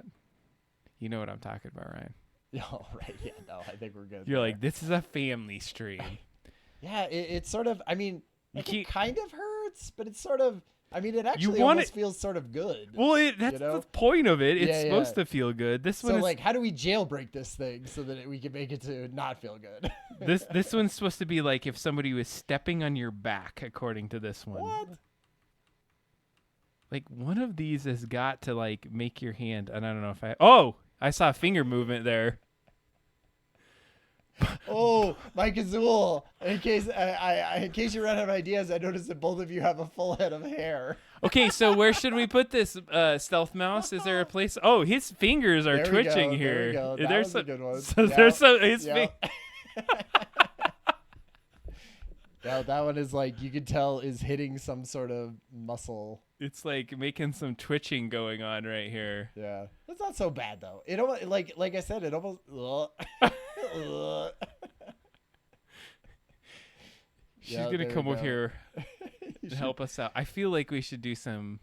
Man, we've taken it well beyond it. People are like, I don't want to watch this. I'm gonna pay you not to do that, please. Okay. Is this enough for this? All right. There's the tens machine. Okay, so it could be something like that, or like those shocking things that you grab, right? I could see something like that. So I feel like that could be fun. You know, or hook it to more sensitive muscles. What would be a sensitive muscle? I would love to know that. So. And then I was thinking, oh my God, no, I am not doing this 2 nights. Like what? Have you done it? What if something like that was on the table as part of a thing? That will draw blood. He has a mouse trap. It's not gonna. Bro just brought a mouse trap. I mean, set up that mouse trap and see if do like the fatty part. Don't do a finger. You do that. Do the fatty I am not part doing hand. a mouse trap on my hand. What a wimp. Oh, well, tell me I'm a wimp. You do it then. Right, you do it. Ryan's going to do a mousetrap on his hand. They're going to see if it does that. I'm going to set this mousetrap. Look at this thing. What the? Yeah, that's what I'm saying. Listen to this thing. You know, a mouse. So I also ChatGPT'd this, and I was like, would that break your finger? Would that break your finger? And it was like, well, a mouse's neck, a mouse's spine is like way smaller than people any of your are fingers. unsubscribing, Ryan, at this point because of this conversation right now. I'm gonna smash my own finger. Banned from, yeah, there is from like a thing Twitch. on that. Oh God, I'm gonna like snap myself if I'm not careful with this. It's like. Wait, yes, you can. You can break a finger with this. Oh, God. You should not do this, Ryan. I'm warning you at this point. What if I did, like, the side? You see, yeah, like, rat trap. That's what I had heard, too, was that, like, rat trap would actually, hurt yourself. But, like, say I just did the... Let me take a drink first. Let me take a drink. Let me get this mic out of the way. This is you're giving free entertainment, no money on this, Ryan. Yeah, see, this is what the family crew gets. So say I like took the fatty part of my hand here, or maybe like the palm, like here, like would that be? Seems like a delay, Ryan. See, I feel like it's too wimpy. Too wimpy. Like try that on the palm of your hand. Where it just hits right. Put here. your thing in there. Yeah. Put your weenus in there. Put your dick in there, Adam. Dude, if we can get to $3,000, Adam promised. Hell no. Okay, so do that. No, I gotta do this. Yeah. How did that hurt? Did it like hurt? Right here. Did it hurt? It's not. It's like it's. I mean, see, like, because it doesn't. Ooh, I did it full on. You did a little piece. But like, it doesn't have enough like time. It to does. get down. Yeah. Like, Okay. I mean, I will it's sort of- agree. I was a little nervous on that one. Yeah, okay. That didn't hurt as bad. That could be Mousetrap it. Something. Mouse traps. Oh God, I'm nervous to see what else you're gonna pull out of the special bag of tricks. No, that's the last. But I did have other things. There's a little sting to that. I mean, not necessarily like it broke bone, right? but it exactly. did hurt. You know, I could see that being a We thing. should put some nails in it so it. Really, like teeth on the end. Because see, so the whole thing, the reason that we shouldn't have done it here, walk on Lego bricks, is the whole reason we shouldn't have done it right now is like the psychological thing of you putting your hand into that mousetrap was like worse than it actually was, right? Maybe. Like you were like, oh my God, Ryan's gonna do that. And well, Ryan's I gonna put the thing think in there. because you said in the fatty part, but what Yeah. if you did something like a finger? Well, do you want to try it with your toe? finger? No, I don't, Okay. because we should save that. We should save that. We should save that. Thing. Okay, so I also had one that I didn't bring to here, but like a wax strip of something, where you like maybe I have a wax machine right over here. Right, exactly. So I've done Half this your before. beard Like so you would under- like put an entire thing like on the side of your face and do the beard and just rip it off. Like that could be a thing, and then it would just be pieces of you. The only bad thing with that is like that really messes with your look for like a while, Yeah, right? yeah, Because then you would just shave it off at some point. Just do a part like I always have to do it Like underneath under there. here, so then like we would just not shave for a while, and then we would do under here. Like I could see that being a thing. Let's do some Nair stuff. Nair will always screw you up. Well, see, okay. I so am not maybe it's- touching the beard. I agree. Sure. Okay, so then what about Mike Azul? Like, would you shave your head like at some point? Me? Yeah. Or I am me, not or shaving my me, head. I like, would shave me. your head for sure. Well, okay, but like, yeah. I'm not shaving my head. Well, like, I didn't realize that you didn't give a shit about the children, Adam, but whatever. It's okay. If you don't want to shave your head for the children. It's if I was donating it, but I'm in the midst of growing my hair out at this are point. you? I'm like Are you? six months into like Okay. a All right. reassignment of my hair. What about staples? I mean, I haven't ever done that before, but is it We have a staple machine right here. like hitting, like opening it and hitting it down? Hitting a staple into yourself. Okay. The only bad thing is I feel like that doesn't. It's not very dramatic for the feed. I feel Well, like you have to it have a hurts special more. a special camera to show It hurts- yourself it get hurts like more than- stapled. Okay, so staple yourself. Staple myself, like not through myself. Oh yeah, of course. Like it's not gonna go like into your Stealth Mouse is like she has You- a you- history in wound care. Sure. And Well, so this is much great. stuff. She'll probably be around. Okay, Sometimes. so Stealth Mouse, and help You've us. had a tetanus shot in the last like help us 5 think years. of things that could be like legit. Oh like, yeah, that I would like that. like you I know? was thinking, what? And I'm not gonna maybe do the thing. Like, what if you had yeah. Check the TOS. There is a thing in the TOS. We did this. Like, you should not be hurting yourself. There was a guy that like recently like died on stream because he got beat up or A something. lady gave birth on stream like literally this week. I'm not treating stupidity. Yeah, that's why we're asking. Like, help us like not be stupid. Like, help us think of things that could be awesome. That could just be awesome and hurt myself. Like, what about you if you like pierced the webbing of your hand with a hypodermic needle? This is like, what is this show about? We've taken this way too far. I was falling asleep and you're like, I'm going to slap you awake. And now we're like, and now we're hypodermic needling each other. We're in stapling our faces. give birth for charity. All right, I'm going to give a little Yeah, I had also put down like something with fire, like something where you had to like, but then it didn't seem very dramatic, to like burn fire, ourselves. That seems pretty damn permanent. like sort of just like hand over a candle or something like that. But like, I don't know. Yeah, It doesn't. It's a very it's like, burny. it like hurts more than it looks like it hurts. Like we need it to look like it hurts just as much as it actually hurts, because people want to see like if you're giving money to a I thing. think a piercing would do that. Yeah, I'll pierce I your mean, nipples, Ryan. no, pass. Like, I like we gotta listen to the chat. Bring in the chat. Okay. Yeah. Lego, stepping on Legos is a thing, and we're Okay. gonna build a Lego thing. And That's I have like maybe we should do Lego walks All right. I can across. see that. Like I Across have the a thing. whole bin of Oh Legos. man, I have so many Legos. And we could like spread across the floor, and you have to go like you have 5 paces across the All right. Legos or barefoot. or a length of thing. Like maybe it's for only a certain amount it's 2 feet, but for more it's 5 feet or something. Like Stealth I Must can says, see walk that. on water. What if the water was boiling? See, got to up the ante. Or frozen. Like Ooh. they had like submerging your arm in frozen Oh my God. like water for a certain terrible. amount of time, like your whole entire arm, and then be like it has to sit there, and that like hurts, that hurts, but it's not permanent, right?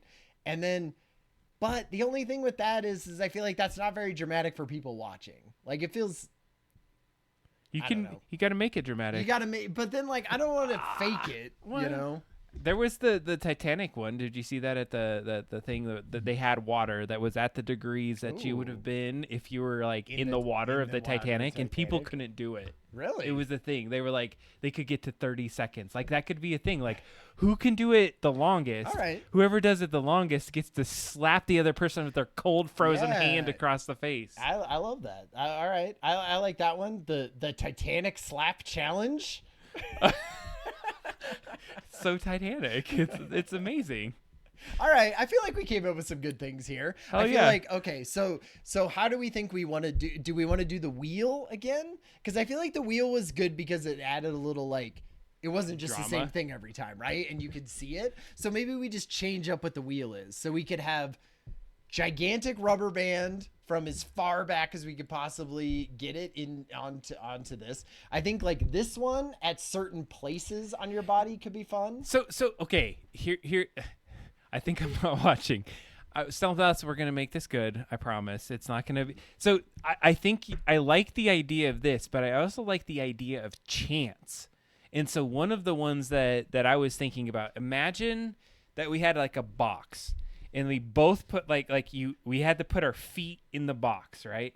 Okay. And so I put both of my feet into this box, and you're blindfolded, and you could like. All right, let me rephrase this. I get to put either my left foot or my right foot underneath in this box, and you, blindfolded, get to pick the left or the right rubber band to pull up and let go. And so in this one, it's like you get the box with the rubber band, and so Adam has to like go in, and I put my foot in one of the box. I'm blindfolded. Okay. You're blindfolded, and so I put my foot in the right side of the box. Ryan goes in, he's blindfolded, and he picks the left side, and he like pulls it up and he slaps it, and it's like it doesn't hurt me. Right. But everyone else gets to see except for us. It's all random happen chance. Like there's drama, there's tension there. Right. I can see that. I like that seems a little complicated for. I think you could get the chance and the drama in like we'll have to just workshop that. All right. Because like. Well, but I could also see feet being a thing, That would like be terrible. Like the walking on Legos, because you'd obviously have to be barefoot for that. You know? That would be bad. And that always hurts. I feel like we're like doing the reverse of what we should be doing for the stream. People are like, I don't know about this. Nah, that's how I want them to feel. Because then uneasiness. they only, I mean, if it was just like we were just doing slaps the same as last year, people would be like, eh. Yeah, it's But like we got to do like I'm just nervous about next year and the year after and where we're at. At that point, whatever. But Whatever. Whatever. I mean, if that's like getting acupuncture in your eyes. Oh or my something God. like that, right? Tattooed in your eyes. Your eye has to be black. All right. Well, no eye things. Thank you for It's helping 11:08. me Holy come- crap! yeah, we're a little way we're past it. past the time. We're way past it, and No, I'm dancing here. So here's the deal: is that it's November 7th is when the 24-hour stream is going to start. We have some cool guests. We have a lot of fun things that we're going to be doing. We're going to be building Legos. We're going to be building robot spiders. It's not going to be all pain. Yeah. We're going to be raising money for the Children's Hospital. If you have ideas, let us know of certain things that we can do in the stream. We got to figure out our field trip this year. We don't know what the field trip is going to be. Right, yeah. No, That's gotta be when where it's it's at. going to be or anything like that. Nice. Okay, I gotta go to the bathroom. So Ryan, let's, I'm let's wrap this impressed. up. Maybe Ryan doesn't like that's part of the Oh, stream. God, Ryan can't no. go to the bathroom No, for an hour. No, that is. Thanks for the birthday presents. Thanks for hanging out with me on my birthday. We appreciate you all the way to 11:09 at night on a Thursday. Thank you so much. We'll have a good evening, and we'll see you next time on the Hangout with Adam and Ryan. Yeah. All right. Bye, everyone.